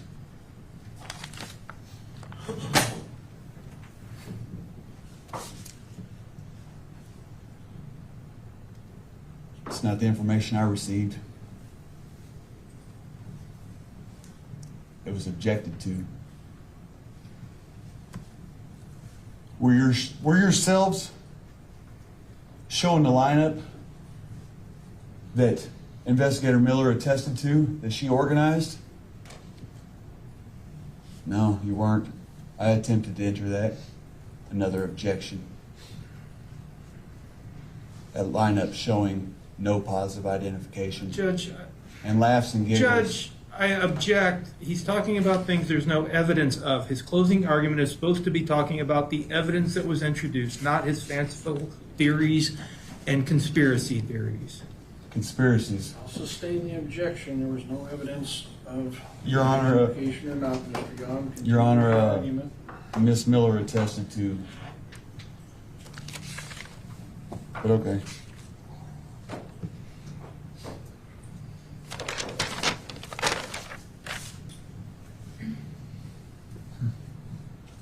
Forensic scientist, a footwear expert, given one shoe brand as stated a while ago. She wasn't given that Nike brand or that impression. No one else in the scene wore Nike shoes that were of knowledge of. None. Not even the person who admitted to being there, who's already been sentenced to 40 years.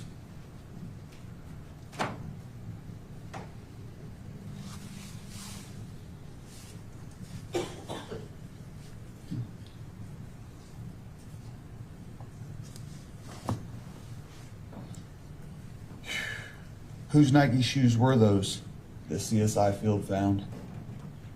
You might ask yourselves why a big guy like myself would take 2 to 4 times, I'm at a loss, 2 to 4 times or whatever it was, I believe it may have been 3 or 4, to kick a composite wooden door in. Not me. Not me. I build homes. I know what real doors are, real wooden doors. I know what composite wooden doors are. That door wasn't taken 3 or 4 times with me.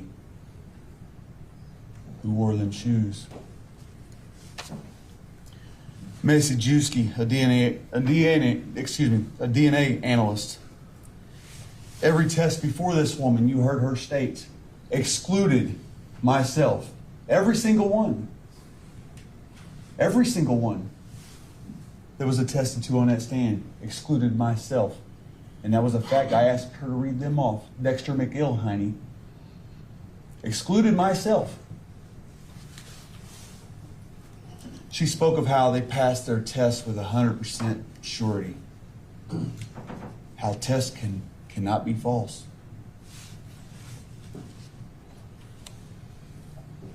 She spoke of the different methods used to test. 100% sure, no doubt about it, right? She said that. Until I cross-examined her. Then she got up her own stand, and when I asked her about a test done by a scientist, she stated his findings, which were excluded.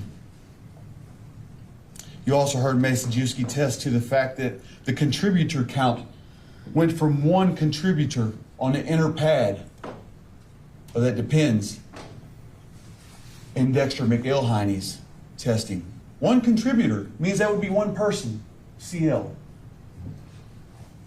2 contributors in her report number 4. 100% sure, right? Again, you heard her testify to the fact, or I should probably say the opinion, that in item 1H2, a swab from the outer waistband of that depends went from 1 contributor in Dexter McIlhenny's testing, 100% sure test, to 5 contributors in her testing. 5 contributors. I'll stand here while somebody tells me how that's possible in 100% sure testing. 5 contributors. 5? On a Depends diaper, a personal diaper? Depends? How did it go from 1 to 5 with 100% sure testing? Review your notes. I hope you took them because that's the fact. Let Mr. Jones object to that one.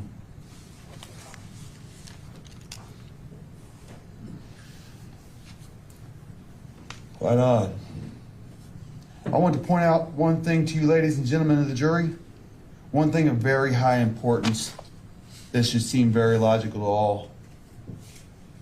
She also stated for and on the record that she did not test the actual Depends. She tested the sample of Dexter McIlhenny. Yes, she did. She did. She surely did. That can of 409 spray, alleged to be held by defendant, to have sprayed some elderly woman in her privates and on her body. I'm sickened by those claims. I'm sickened by it.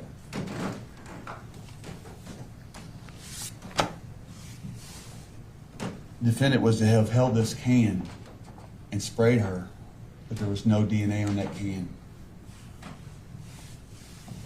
On a ridge button. I've got the pictures. You've seen it. No DNA on that can.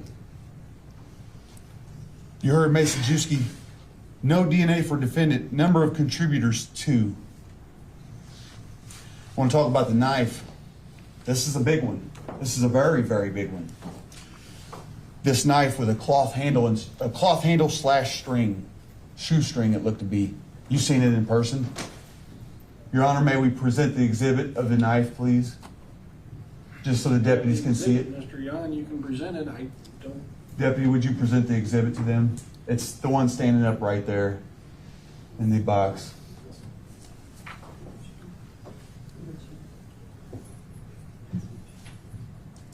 Would you please just show it to them, jurors?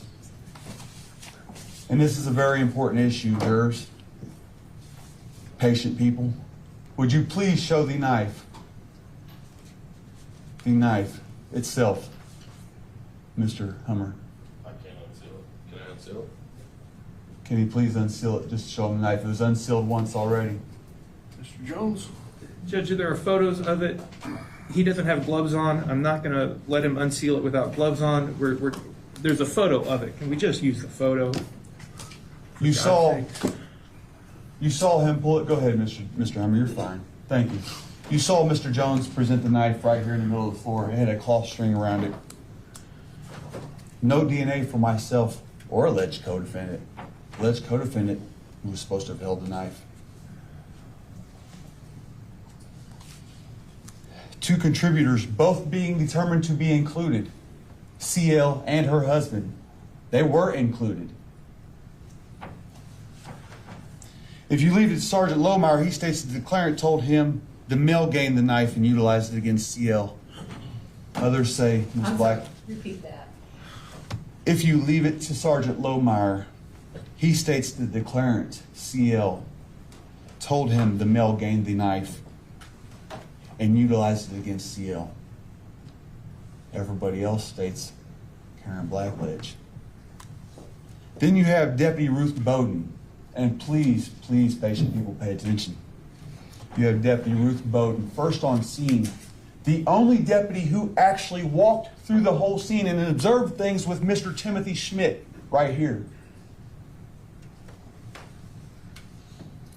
When I asked her what kind of knife it appeared to be, she said just a regular knife. I said, so, a kitchen utensil? What did she say? I'm sure you remember this. She said, yes. I said, just a regular kitchen utensil. Yes. That right there is a railroad spike with a cloth string handle around it. A kitchen utensil, though, from the only deputy who walked through the whole home. That's major. It's called for reasonable doubt. Then you have the stain on the floor where CL was to be seated. Item 4A, stain from kitchen floor, living room. Number of contributors was 1. Where a woman who was supposed to have been raped several times and then set directly down on that floor. You saw the chair, saw the floor, red blood stain. 1 contributor. Name me 1 person, 1 male or female, who has sexual penetration, is getting off on something of that nature and doesn't secrete sperm that many times. Or after that many times. 1 contributor to that stain.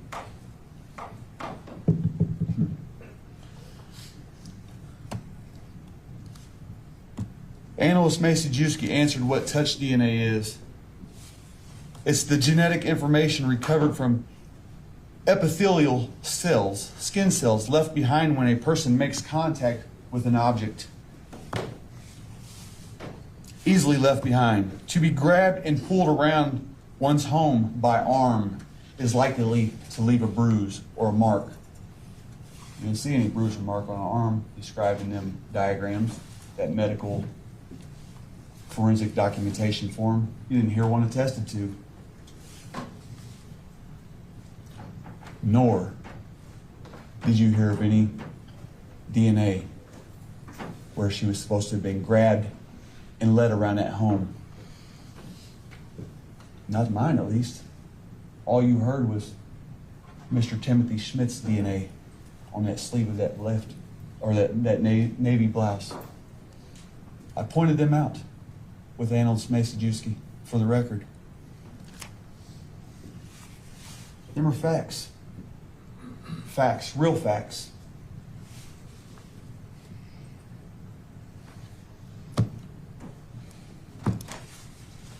You didn't hear a very important fact.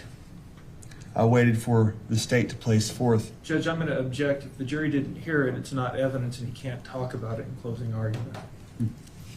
Overrule the objection and the argument, Mr. Yohn. Judge overruled it. You know why? Because I think he knows what I'm getting at. You did not hear the fact that there was no DNA in or on that woman. None. After being penetrated, I believe 5 times. No DNA in or on that woman, period. But what you also did not hear is no male DNA, period. And that's in the documentation too. I didn't disclose that or question that because I wanted persons to be honest. I can't stand unhonesty. No male DNA, period. Except for husband Timothy Schmitt up under the fingernails.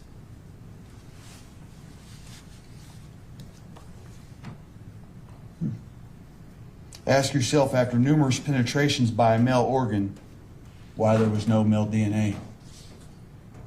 And I know some of you have frowned against me since you've been here. Some of you probably still frown against me. But let's be logical. Let's be extremely logical. No male DNA, period. No secretion of sperm. Fingerprint analyst Brian Long, you heard that there's no DNA on that can, so we make up for it with a print. One singular fingerprint on a cylindrical object.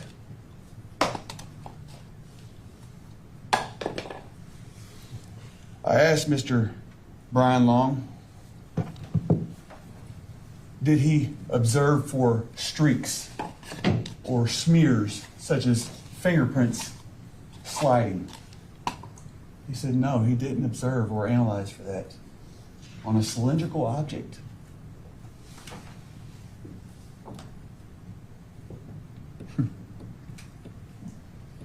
Defense didn't receive certain information to analyze it himself.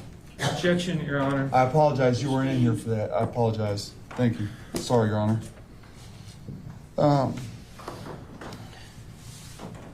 Dr. Attica Goomba, she testified a week later she saw the declarant at QMG, Quincy Medical Group, here in town, a week later, and agreed to questions that you could tell she knew were coming. Why? Because it's pre-planned. She attested to, she stated to herself right on the record, as a doctor, you always believe the patient. Always believe the patient. It saddens me because I know of people who have succumbed to pill habits and almost kill themselves over a doctor just believing them. Them are her words. You always believe the patient. A week later, she could see marks or evidence of a sexual assault. A week later, you saw the markings, 3 bruises. Dr. Attica Goomba didn't testify to the fact that the lower left knee was pigmentation, something that's been on that woman's body for years. I have it. I wasn't able to present it. Them are her words. And this is my life. I ask you, is that logical? To always believe the patient?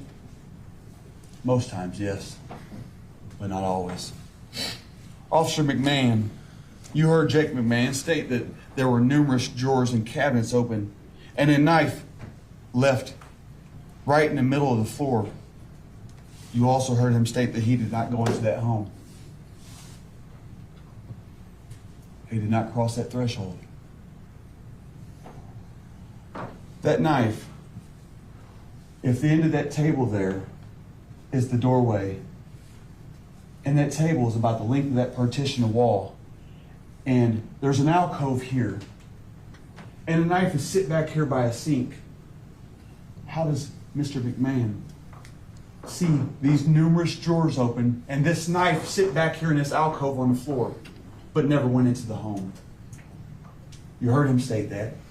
You heard him state that there was numerous drawers open, cabinets. You saw the pictures, did you not? You saw the pictures. One drawer, no cabinets open. It's quite odd, right? Let's be logical. Mr. McMahon didn't know what to say to that right here on the stand. I asked him what spoliation of a crime scene was. Spoliation is like contamination, tampering, altering, moving things around. That's what that is. Either the scene was spoliated, contaminated, which we already know is contaminated, many people were walking through it, or else the cabinets and drawers just weren't open. The state presented that right there. Themselves, the state did.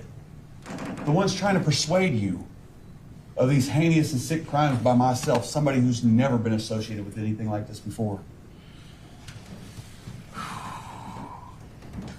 Mr. McMahon cannot see through walls, just like you and I can't, just like nobody here can. He could not see through that wall in that picture.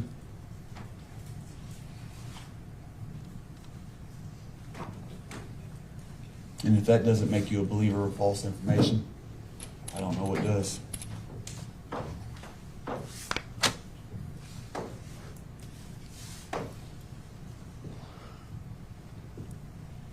As I said, that knife was far and recessed into a recessed alcove.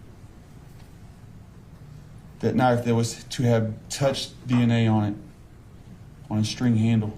Mr. Schmitt's knife, which he could not remember if it was a rubber handle or a cloth handle. Mr. Schmitt was on the stand stating, well, I don't know if that's a rubber handle or a cloth handle.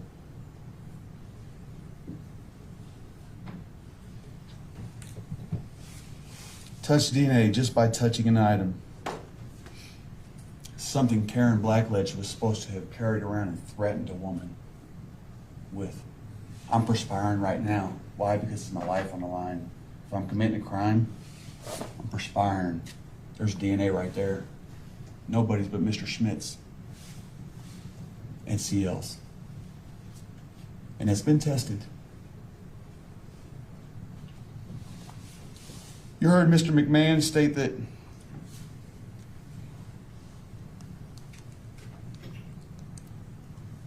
he went to Springfield to the scene of arrest where there just happened to be a homicide feet from myself in place of apprehension. One of the biggest coincidences you will see in a lifetime.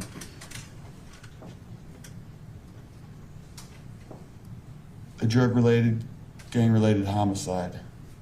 It was taped off, as I stated earlier. It was very so taped off.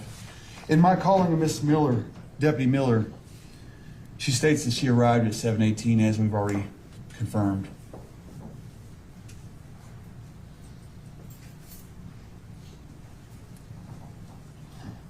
You heard me ask about the procedure and whether officers or citizens are to help an individual identify or give clues to a subject in a photo lineup.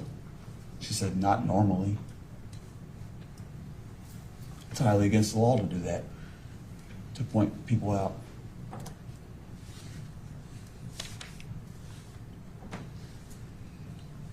In reference to my jewelry, my rosary, my watch, a complete different watch than the one CL wore. Investigator Miller gave all of us here the answer of, I just processed these items as Springfield gave them to us. Springfield didn't give her them items. Springfield didn't give her anything that I had on me. Why? Because CL cleared them items. Yes, she did. She cleared them items herself. Objection when I asked her to read off that paper. Objection. That was Miss Miller's report. How do you think she come to that conclusion? She obviously had to talk to the person.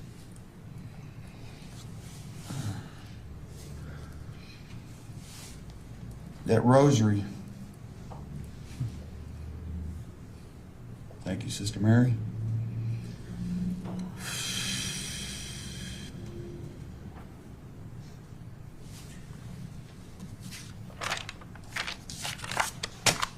It wasn't CL's, but it was used against me just as all that other jewelry was.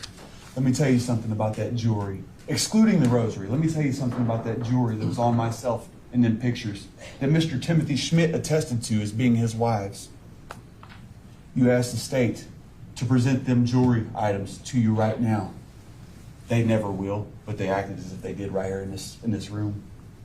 Promise you, they can't go down to the evidence room and ever retrieve them items. They presented false information to you. I just sit there and let it ride because, well, I had the proof to show you that I'd already released them. Exhibit 57, jewelry on myself. Just as this young man here is wearing a necklace, I was wearing two of them, a watch and a bracelet, an $11,000 classic Austin watch, a man's watch. They've been released. They're not here in evidence, as Mr. Jones stated.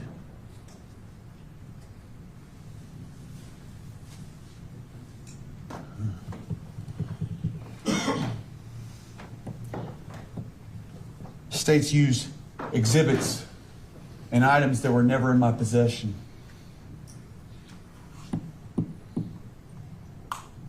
Exhibit number 12, which is also exhibit number 15. Gold watch, brooch, and Star Trek pin and watch. One and the same. Physical versus picture. They weren't found in my possession. But Mr. Jones here stated they were.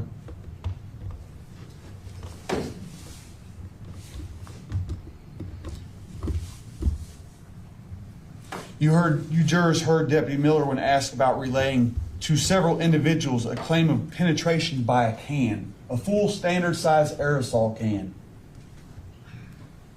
Ladies, we know that's not possible outside pregnancy.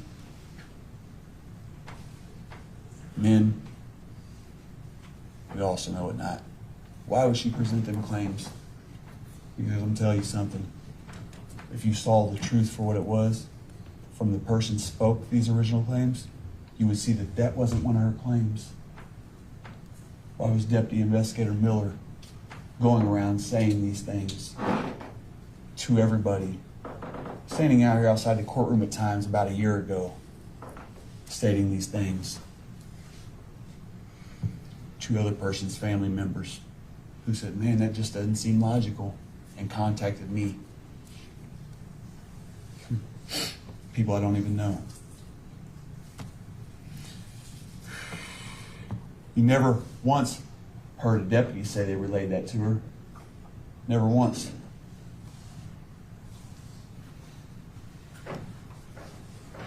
You may ask yourselves why a deputy, a professional, would present that type of information.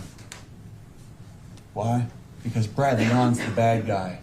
Bradley Yohn's so ruthless. He's a sexual pervert, a deviant, a home invader, a hijacker, a kidnapper of elderly women. No, not at all. Not at all. Not at all.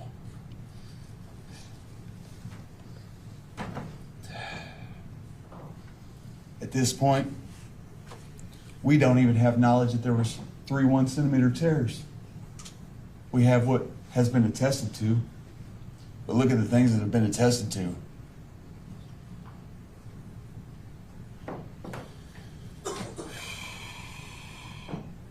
penetrated with a can of that size, male or female, we're not walking after that.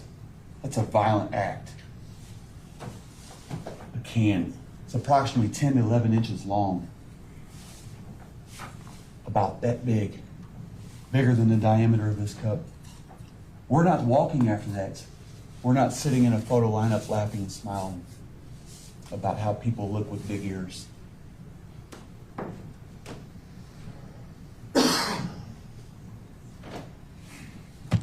Ice burns. I want to address every issue, and I apologize again. But ice burns, do we wait forever to put them out? We have a 911 call alleged to be made at 6:09 by one person.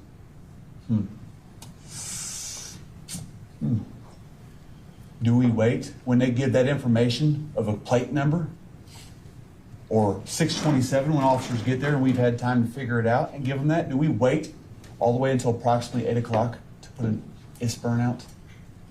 Which is the same thing as a BOLO. Be on the lookout. Stop them people. Stop them people from committing crimes. Stop them people from doing these heinous things.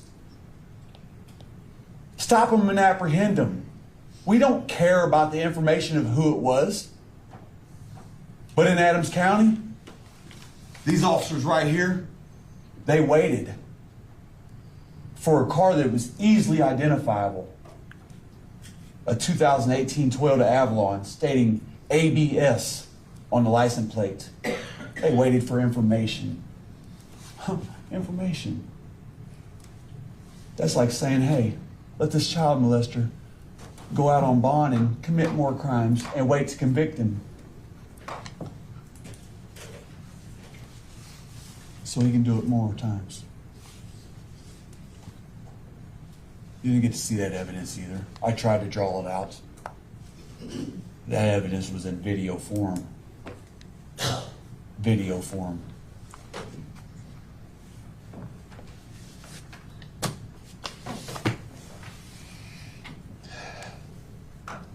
Ladies and gentlemen of the jury, you're human beings.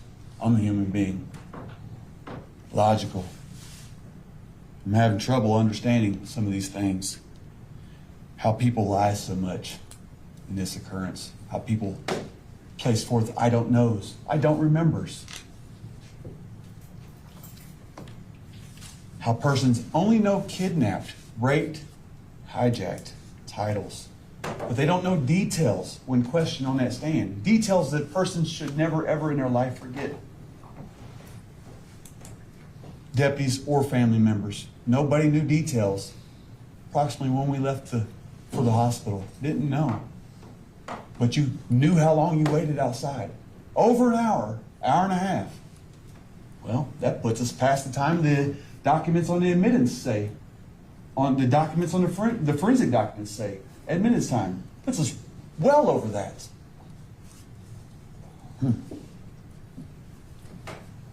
How?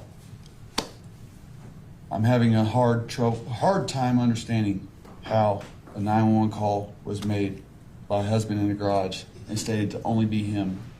How it was made on 11/9/21. How CL was to have bled so much to be seated on a quilt. Her husband Schmitt, how she was seated on a quilt. But that quilt, where's it at? It wasn't taken into evidence. You saw the pictures. Would you like for me to attempt to pull the picture back up? That quilt in color form had no colorette on it. It was not taken into evidence and tested.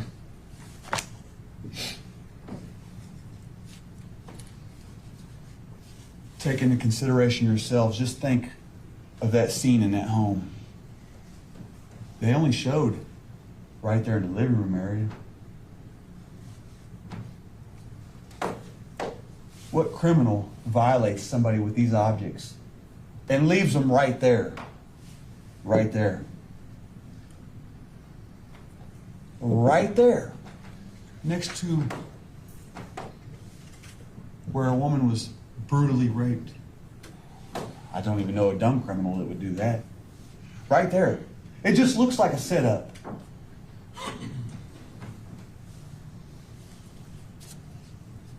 Who am I to determine anything, though? I wasn't there.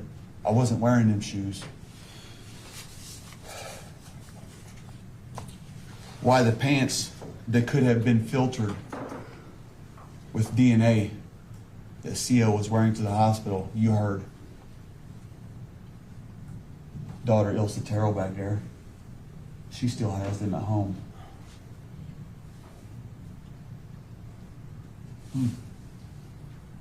Think of that, and then think of the fact that there was no DNA. The fact that there was no DNA in or on this lady.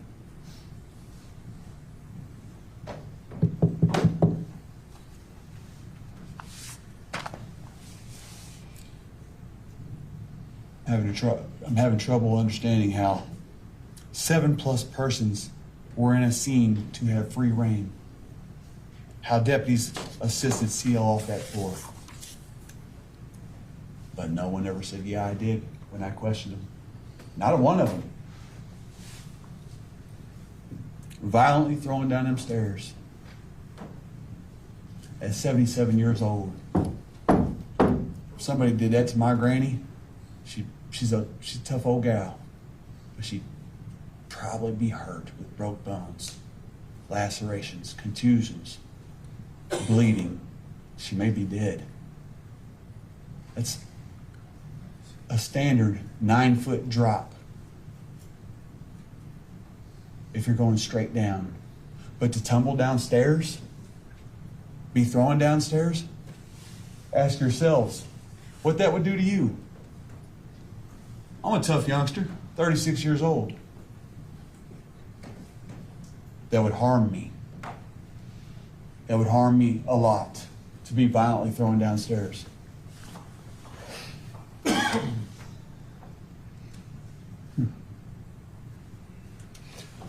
I'm going to touch base on a few more things, and I want to let you all go because I don't like entertaining these type of things. You heard from several persons. Well, I may be wrong. I've heard from several persons because I've seen it all. You've heard from a few how the female was the worst. Does anybody remember that? The female was the worst of the two.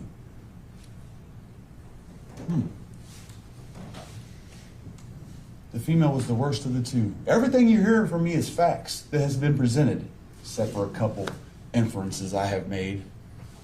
But they're facts. They derive from facts. Anything I state here today derives from facts of a discovery put together, not factual happenings.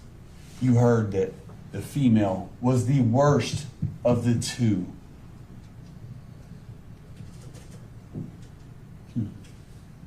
Find that hard to believe. Find that very hard to believe. I would expect myself, if Joe was to rape Sally, brutally beat her, and throw her down the stairs, and Joe had an accomplice who walked around going through items, threatening, I would expect that Joe was still worse than the accomplice. Brutally beat, raped. But the female was worse. Call him back up on the stand and ask him again. Ask them all who was worse. That's coming from, excuse my analogy, but the horse's mouth.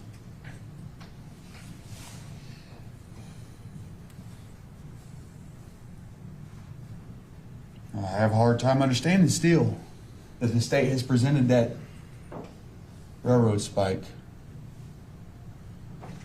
But the only deputy who really went to the scene said kitchen utensil. If you look back on all the testimony,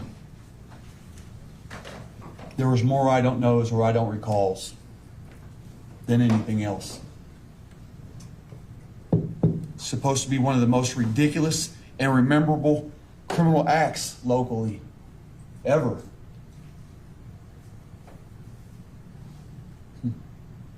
You jurors aren't numb to some of the facts.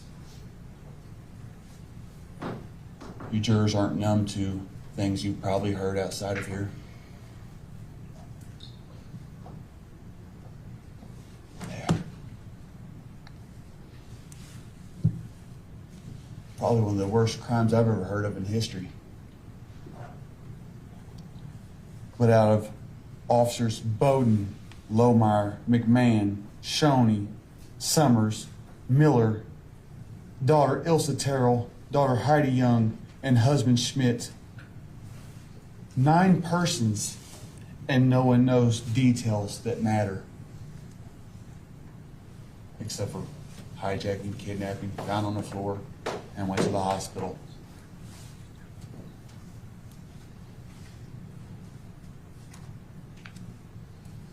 They just want a man's life taken.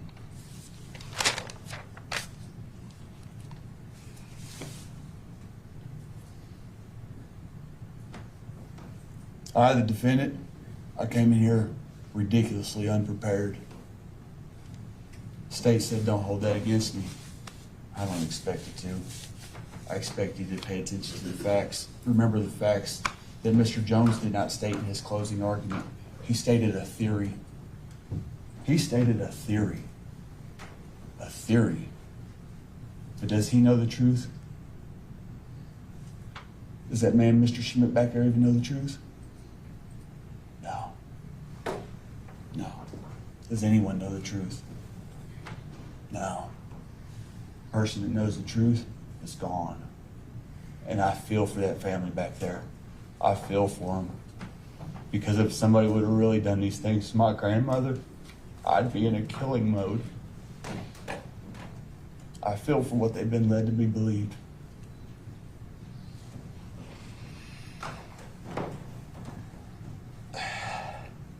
I came in here telling you jurors that I would show you things, show you descriptions from the horse's mouth. I was not able to. You should have been entitled to see that, because it's a lot different than being presented here.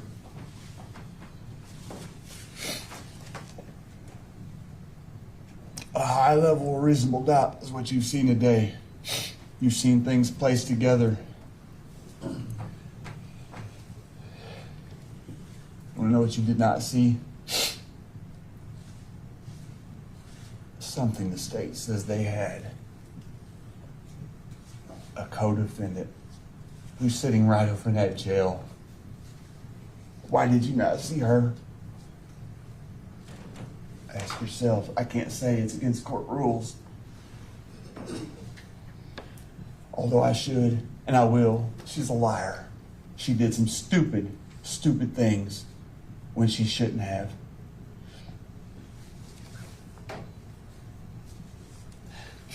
I asked you jurors here today to be logical. I value you for your time. I do, because myself, I don't know if I'd be able to sit through this and listen to this shit.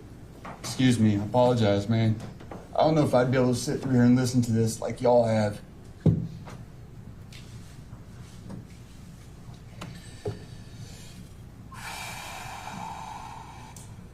I'm not a heinous, perverted creep.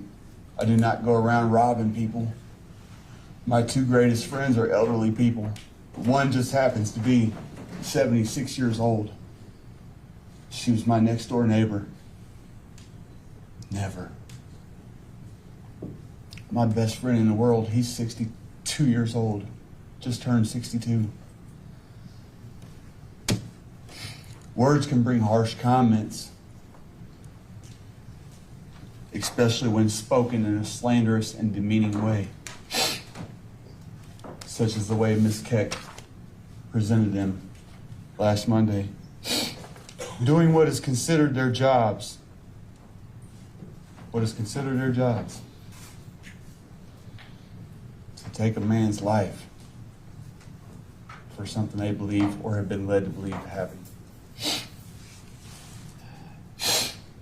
What they perceive to be true. There have been a lot of words spoken, words that can determine my life. You people determine it. You 12 right here, right now.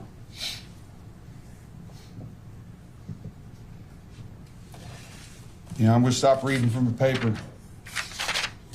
Although I'm not really reading from it. I'm going to read from the heart. Because that's who I am. People laugh. People think it's a joke. Really? Okay, they have their opinions. I've always been a caring person, considerate, loving. My mama taught me better than this. She didn't teach me to go out and do these things, nor did I do them. Please stop, man. You've been presented with some very sick things. Very sick. Things that are not true. Experts can attest to what they believe. What they believe.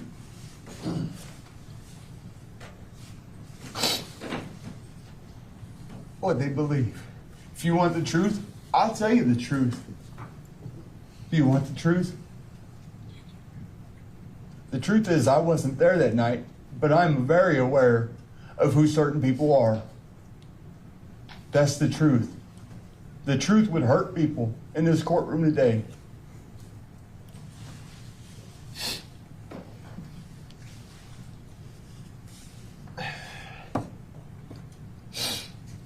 Ask for the rest of the evidence.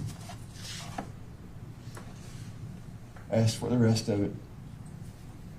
So you can send me home where I belong. Because I'm not a sick, perverted creep. Not at all. Chad. I'm not a sick, perverted creep at all. Thank you. Check for Mr. Jones.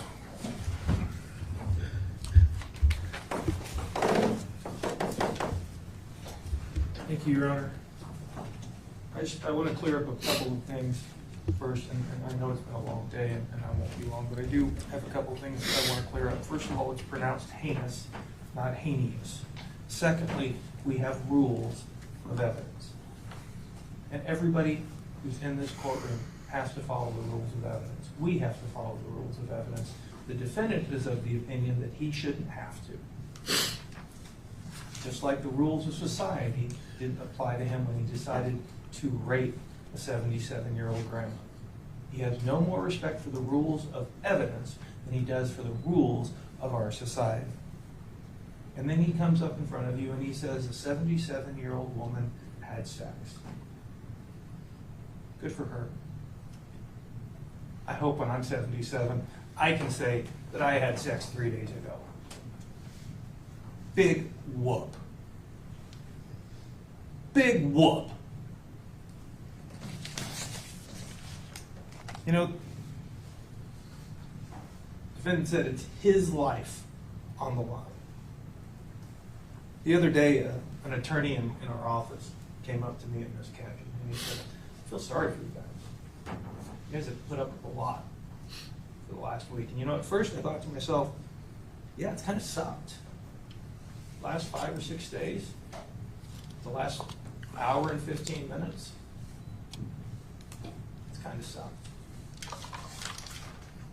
And it'd be easy to focus on what we've been put through for the last hour and 15 minutes, the last 5 minutes. It's easy to focus on our own thoughts and emotions and feelings. But then it hit me. What we've been through with this defendant in the last hour and 15 minutes and 5 days before that, it's nothing compared to the 60 minutes that Tina Lohman had to spend. We've heard about what he did to Tina Lohman on November 9th. Tina lived it. We've heard from the witnesses. We've seen the photographs of what that defendant did to her body. We've seen the tear and the bruises and the bleeding. Tina felt it. She felt every tear. She felt every bruise. She felt every burn every second of every day of every minute for the rest of her life.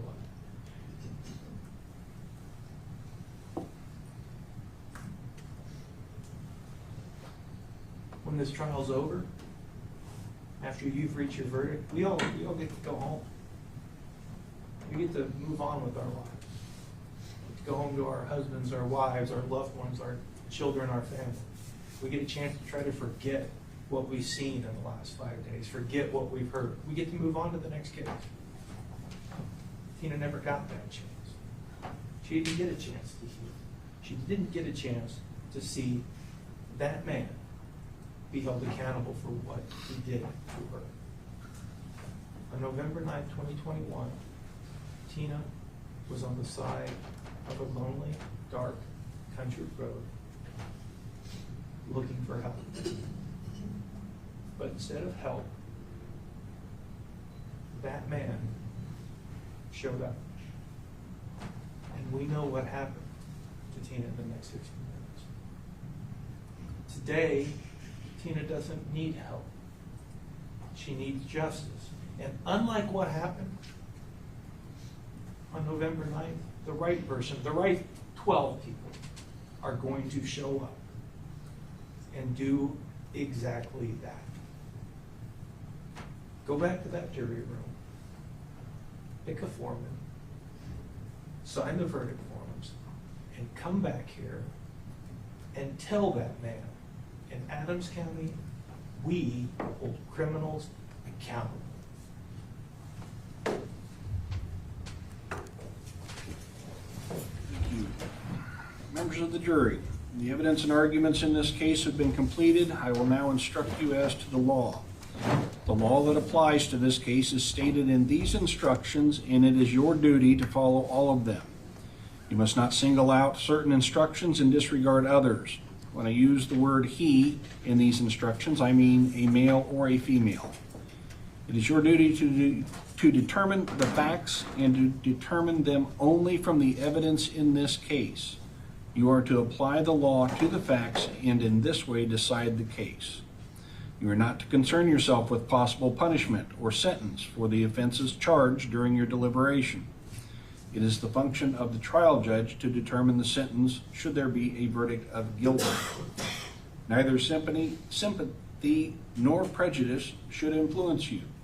You should not be biased in favor or against any person because of that person's race, ethnicity, national ancestry, religion, gender, sexual orientation, age, disability, or socioeconomic status. From time to time, it has been the duty of the court to rule on the admissibility of evidence. You should not concern yourselves with the reasons for these rulings. You should disregard questions in exhibits which were withdrawn or to which objections were sustained. Any evidence that was received for a limited purpose should not be considered by you for any other purpose. You should disregard testimony in exhibits which the court has refused or stricken. The evidence which you should consider consists only of the testimony of the witnesses and the exhibits which the court has received. You should consider all the evidence in the light of your own observations and experience in life. We all have feelings, assumptions, perceptions, fears, and stereotypes about others. Some biases we are aware of, and others we might not be fully aware of, which is why they are called implicit biases or unconscious biases. Our biases often affect how we act favorably or unfavorably towards someone. Biases also can affect our thoughts, how we remember, what we see and hear, whom we believe or disbelieve, and how we make important decisions. As jurors, you are being asked to make important decisions in this case. You must resist jumping to conclusions based on personal likes or dislikes. You must not let bias, prejudice, or public opinion influence your decision. Neither by these instructions nor by any ruling or remark which I have made do I mean to indicate any opinion as to the facts or as to what your verdict should be. Faithful performance by you of your duties as jurors is vital to the administration of justice.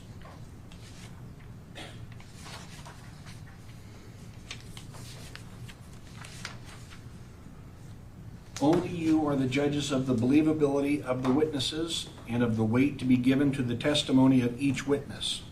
In considering the testimony of any witness, you may take into account his ability and opportunity to observe, his age, his memory, his manner while testifying, any interest, bias, or prejudice he may have, and the reasonableness of his testimony considered in the light of all the evidence in the case. Opening statements are made by the attorneys or parties to acquaint you with the facts they expect to prove. Closing arguments are made by the attorneys or parties to discuss the facts and circumstances in the case and should be confined to the evidence and to reasonable inferences to be drawn from the evidence. Neither opening statements nor closing arguments are evidence, and any statement or argument made by the attorney or party which is not based on the evidence should be disregarded. Those of you who took notes during trial may use your notes to refresh your memory during jury deliberations. Each juror should rely on his or her recollection of the evidence. Just because a juror has taken notes does not necessarily mean that his or her recollection of the evidence is any better or more accurate than the recollection of a juror who did not take notes. When you are discharged from further service in this case, your notes will be collected by the deputy and destroyed. Throughout that process, your notes will remain confidential and no one will be allowed to see them. In this case, the news media was permitted to film and photograph the proceedings pursuant to the Illinois Supreme Court policy for extended media coverage in the circuit courts of Illinois. In your deliberation, you should not draw any inferences or conclusions from the fact that cameras were present at this particular trial. Nor should you concern yourself with why certain witnesses were filmed and photographed and others were not. Whether a particular witness was filmed or photographed is not any indication as to the value of or weight to be given to that witness's testimony. The defendant is charged with the offenses of home invasion, dangerous weapon, home invasion, criminal sexual assault, aggravated kidnapping, aggravated vehicular hijacking, aggravated criminal sexual assault, and residential burglary. The defendant has pleaded not guilty. The charges against the defendant in this case are contained in a document called the indictment. This document is the formal method of charging the defendant and placing the defendant on trial. It is not any evidence against the defendant. The defendant is presumed to be innocent of the charges against him.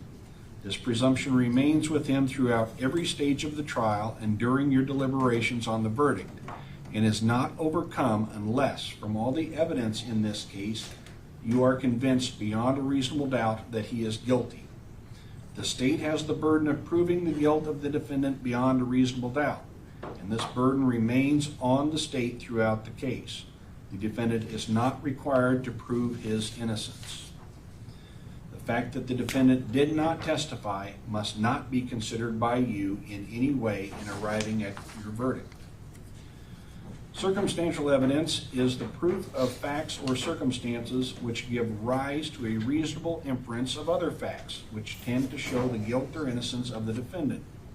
Circumstantial evidence should be considered by you together with all the other evidence in this case in arriving at your verdict.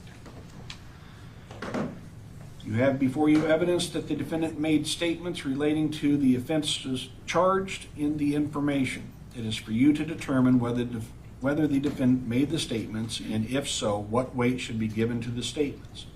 In determining the weight to be given to a statement, you should consider all of the evidence under which it was made. It is proper for an attorney or party to interview or attempt to interview a witness for the purpose of learning the testimony the witness will give. However, the law does not require a witness to speak to an attorney or party before testifying. The believability of a witness may be challenged by evidence that on some former occasion he made a statement or acted in a manner that was not consistent with his testimony in this case. Evidence of this kind ordinarily may be considered by you only for the limited purpose of deciding the weight to be given the testimony you heard from the witness in the courtroom.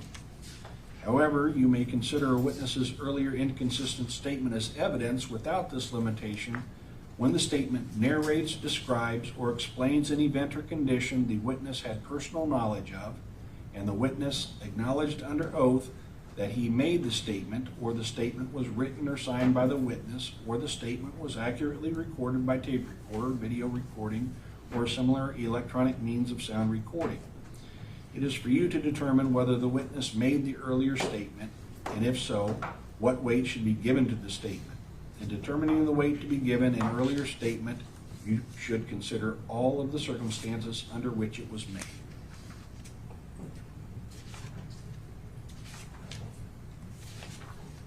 A person is legally responsible for the conduct of another person when, either before or during the commission of an offense, and with the intent to promote or facilitate the commission of an offense, he knowingly solicits, aids, abets, agrees to aid, or attempts to aid the other person in the planning or commission of the offense.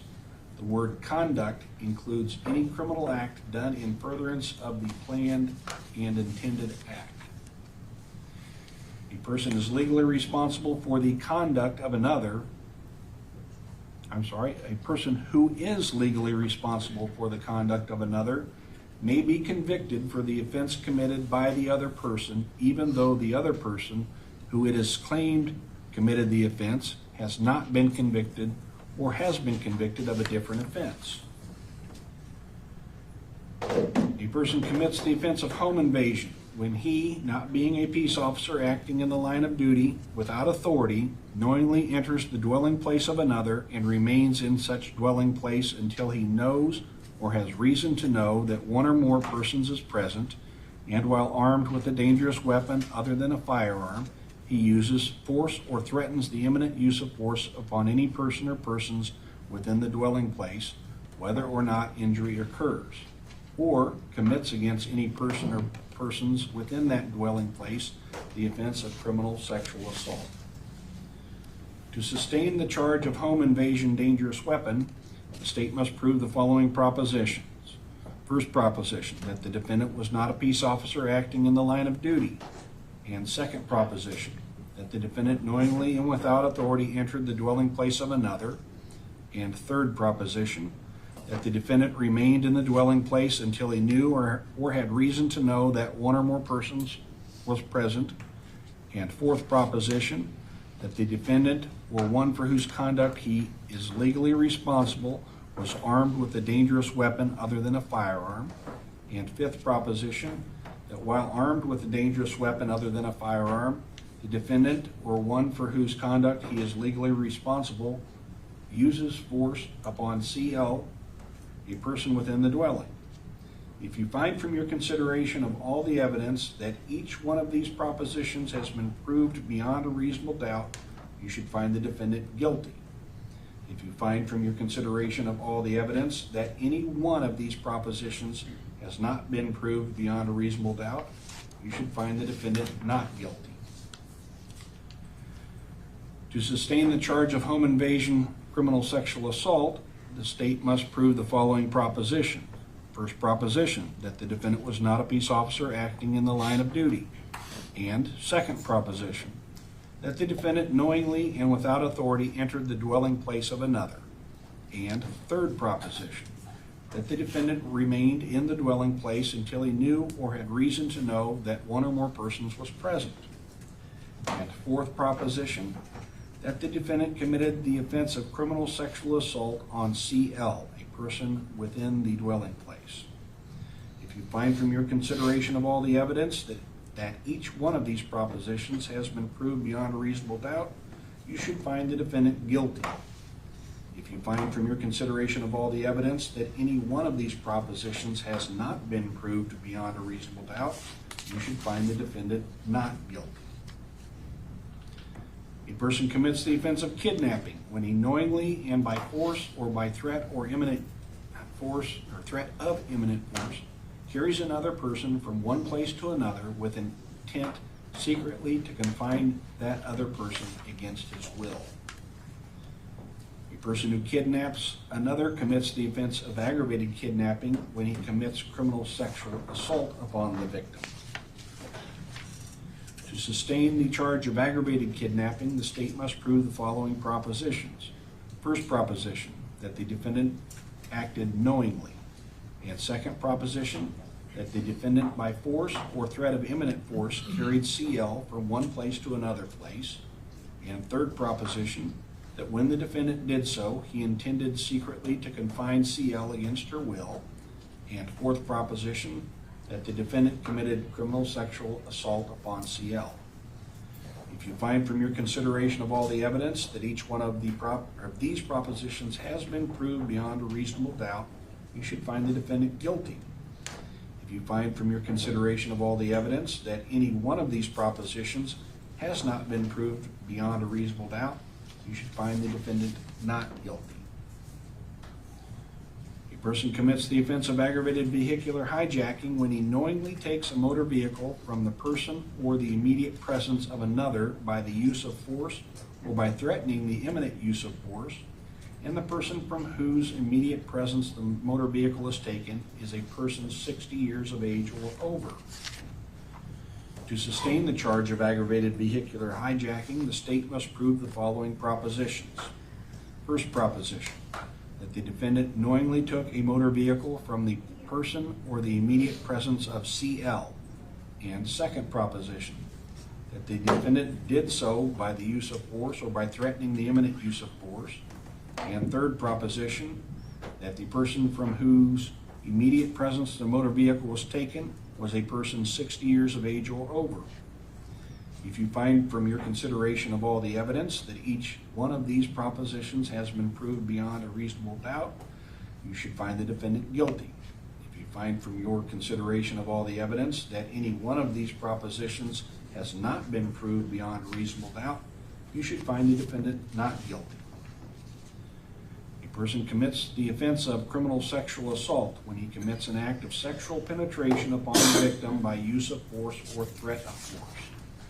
The term sexual penetration means any contact, however slight, between the sex organ or anus of one person and an object, sex organ, mouth, or anus of another person, or intrusion, however slight, of any part of the body of one person or any object into the sex organ or anus of another person. Evidence of emission of semen is not required to prove sexual penetration. A person commits the offense of aggravated criminal sexual assault when he commits criminal sexual assault and displays or threatens to use a dangerous weapon other than a firearm. To sustain the charge of aggravated criminal sexual assault, the state must prove the following propositions.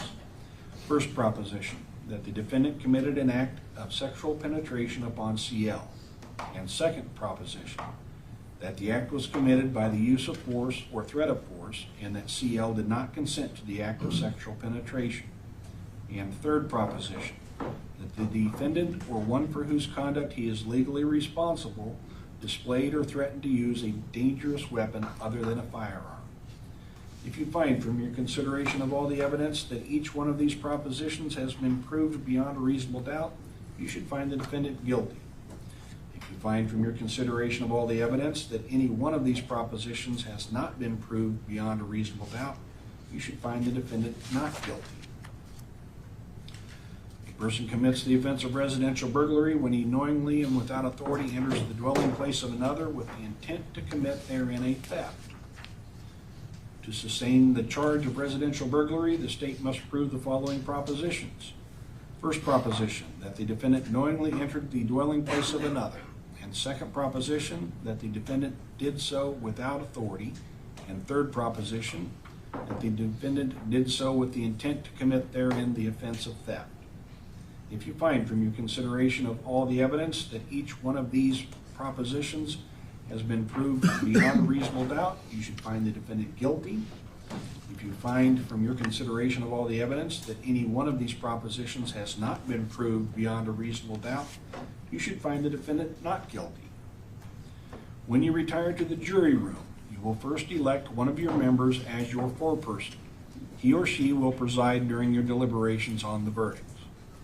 Your agreement on a verdict must be unanimous. Your verdict must be in writing and signed by all of you, including your foreperson.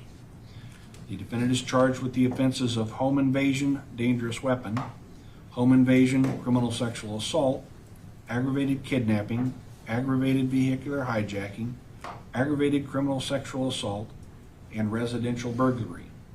You will receive 2 forms of verdict as to each charge. You will be provided with both a not guilty and a guilty form of verdict as to each charge. From these 2 verdict forms, you must select the one verdict form that reflects your verdict as to that charge and sign it as I have stated. Do not write on the other verdict form. Sign only one verdict form as to each charge.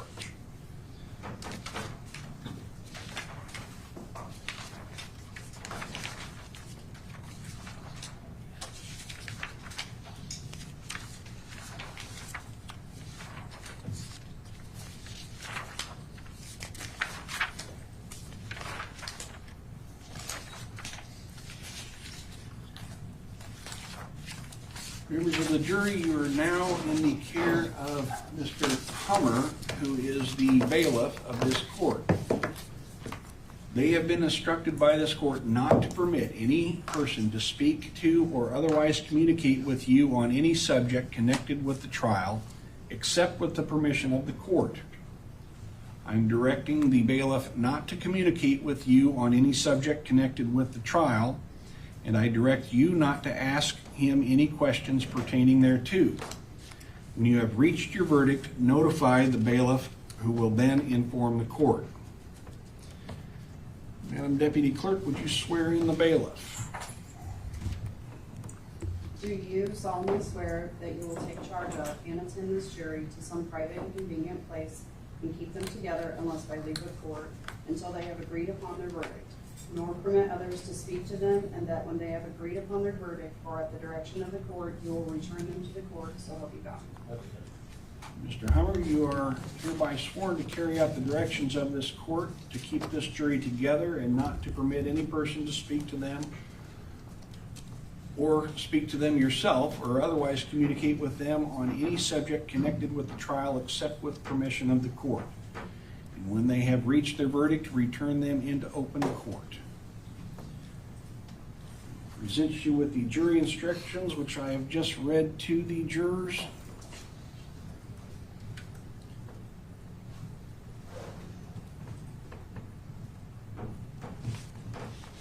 And jurors 48, 27, and 86, if you will remain in the courtroom, I'll ask the bailiff to take the remaining 12 jurors to the jury assembly room to begin their deliberations. Ladies and gentlemen, please rise. Grab the clipboards and waters, please.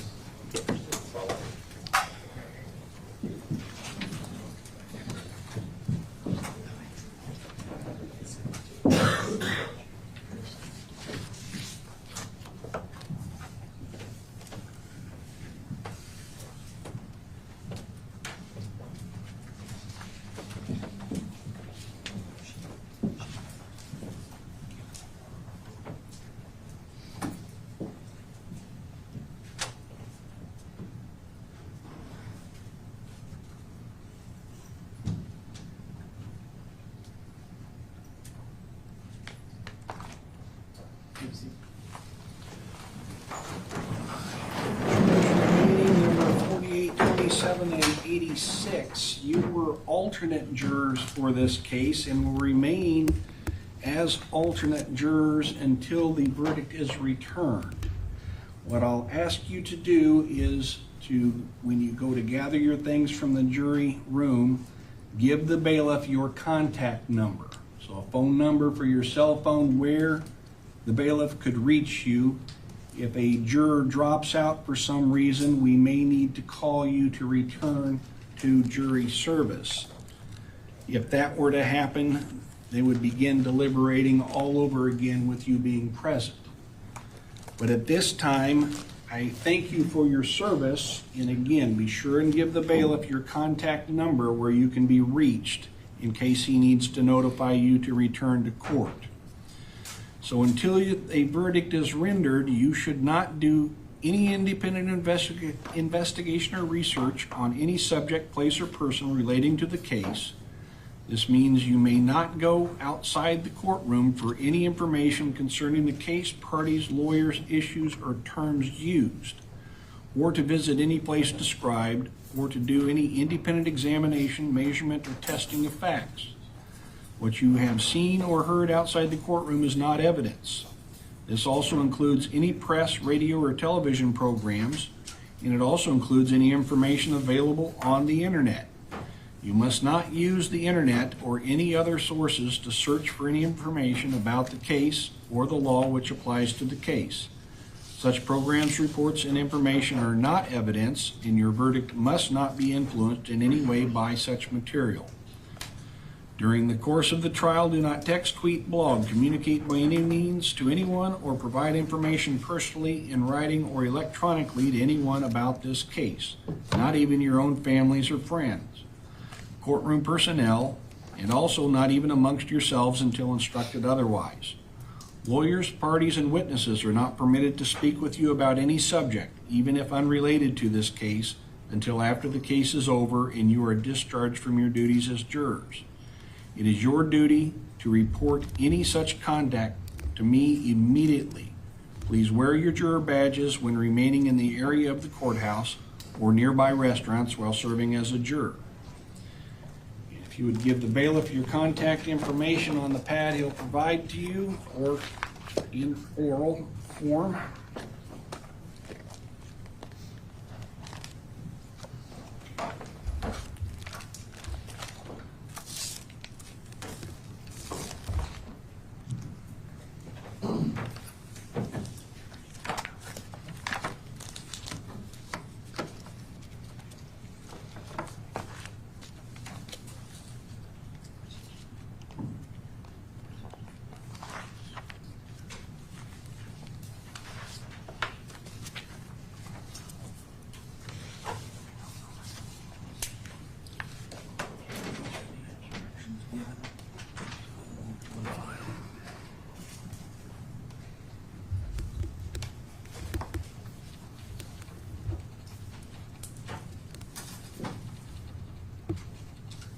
Again, with the court's thanks for your time and service, I will have the bailiff contact you at your contact number if a verdict is reached, so you know that you're released from further service.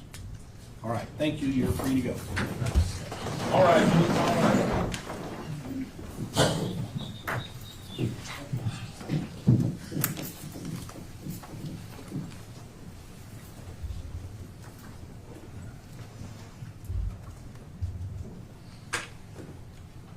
Anything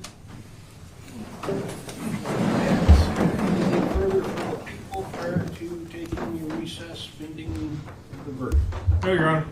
Mr. Yohn, anything for defense to be taken up at this time, waiting for the verdict? No, thank you, Judge. All right, court will be in recess. All rise.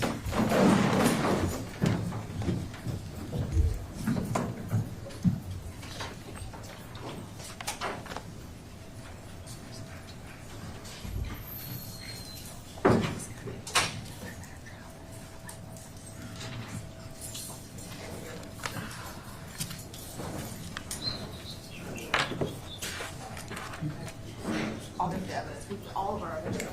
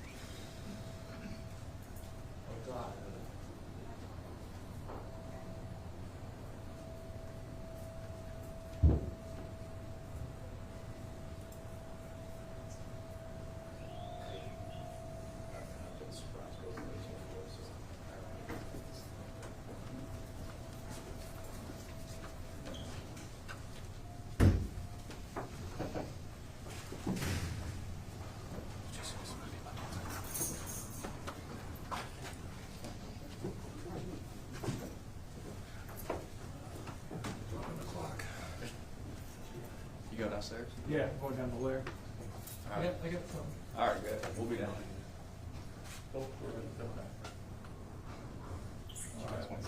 I'm sorry? You guys want to stop? No, you're fine. You're fine. You're good. Just making sure if I step out for a minute, I don't come No, back as you locked. won't be locked out this time.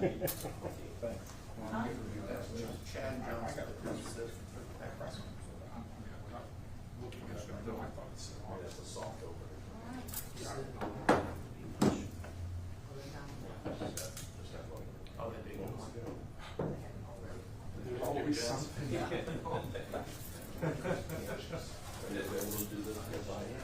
Sure. Are we allowed to have any access to the work that you're doing, or? There, while I'm there, I shoot some other stuff. I mean, that's their stuff. That's Easily shoot it. shoot their stuff. Shoot some stuff for us too. If we've got to send another camera or something, so You can see, but I already wrote about that. No. He said the target is going to be an extinction level of it. It's gonna be what? An extinction level of it. Oh. Hi, how are you? Yeah, that's, Man, that was interesting, to say the least. that is an absolute disconnect. Yeah. For what? Oh, yeah. Hey, I wanted to ask you, how did you feel like when he told you to stop? Like you were he was bawling, he looks him directly in the eye and he goes, stop. He looked at him and told him to stop. I really wanted, I was like, man, I hope he said that. Well, he told him. I did this to make sure it looked out. He That was And I just smiled. I'm like, man, I hope that brings you an ounce of pain. But did it make you feel anything? Twice now. Huh? Last trial, but because he likes it. What's downstairs?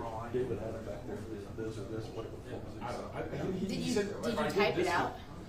He said if David Adam, well, he says, what if me and David Adam back there in the courtroom, and then I think he sort of lost his train of thought and he completely changed his topic and he went to something else. So I have no idea what I was supposed to do.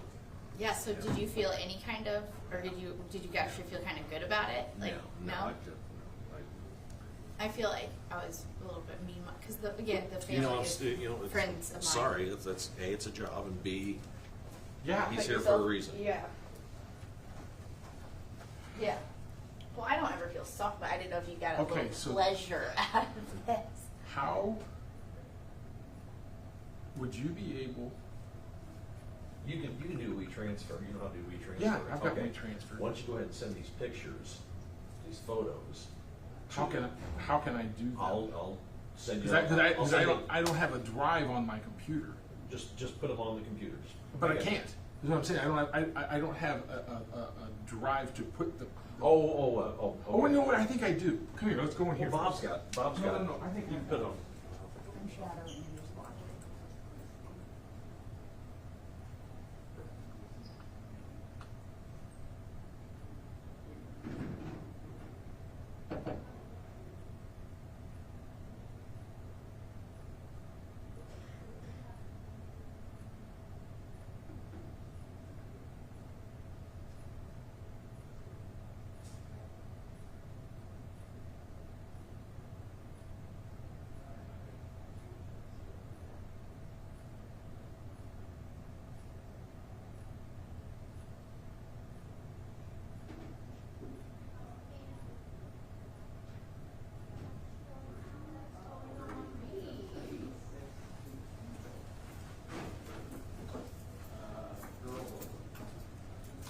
I mean, we're not live streaming anybody. So I'm not sure who would be doing that. Who said they called? They called and said that they were watching it and that it was live streaming and they could still hear officers and them talking in there. So we just don't need anybody. You're good for that shot. talking.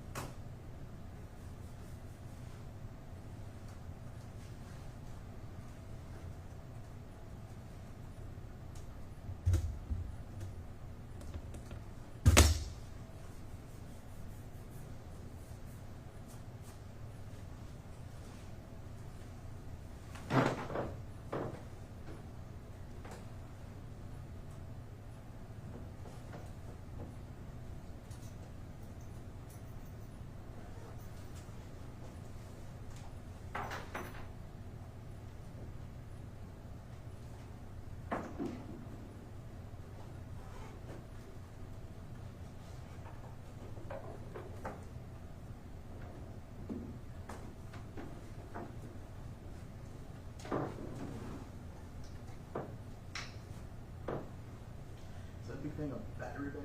Yep. Brand. Zycon.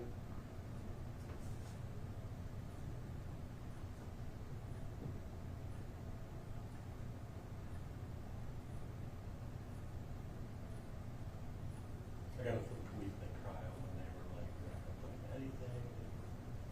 So it's, they just don't know how many breaks are gonna give us, how quick they're gonna move, because they approved that. Yeah. I don't think any day we were there past 4 o'clock. I think it'd be especially we were there past 3 o'clock. So Yeah, that sounds about right. I remember Zach. Because yeah, Zach usually had time to come back to the station. I remember.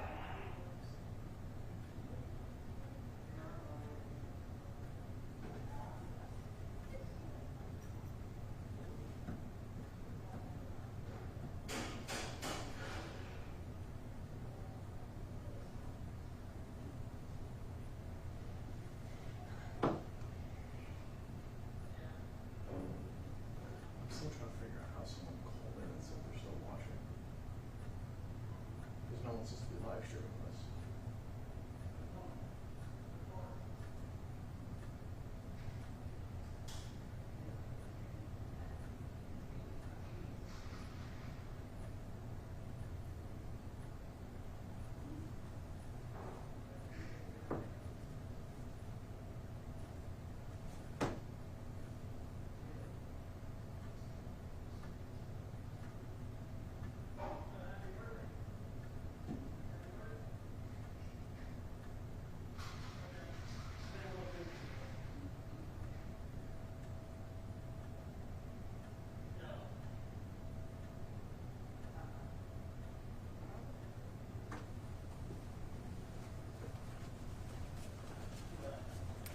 Which means you want to hit stop at the start again, so. No.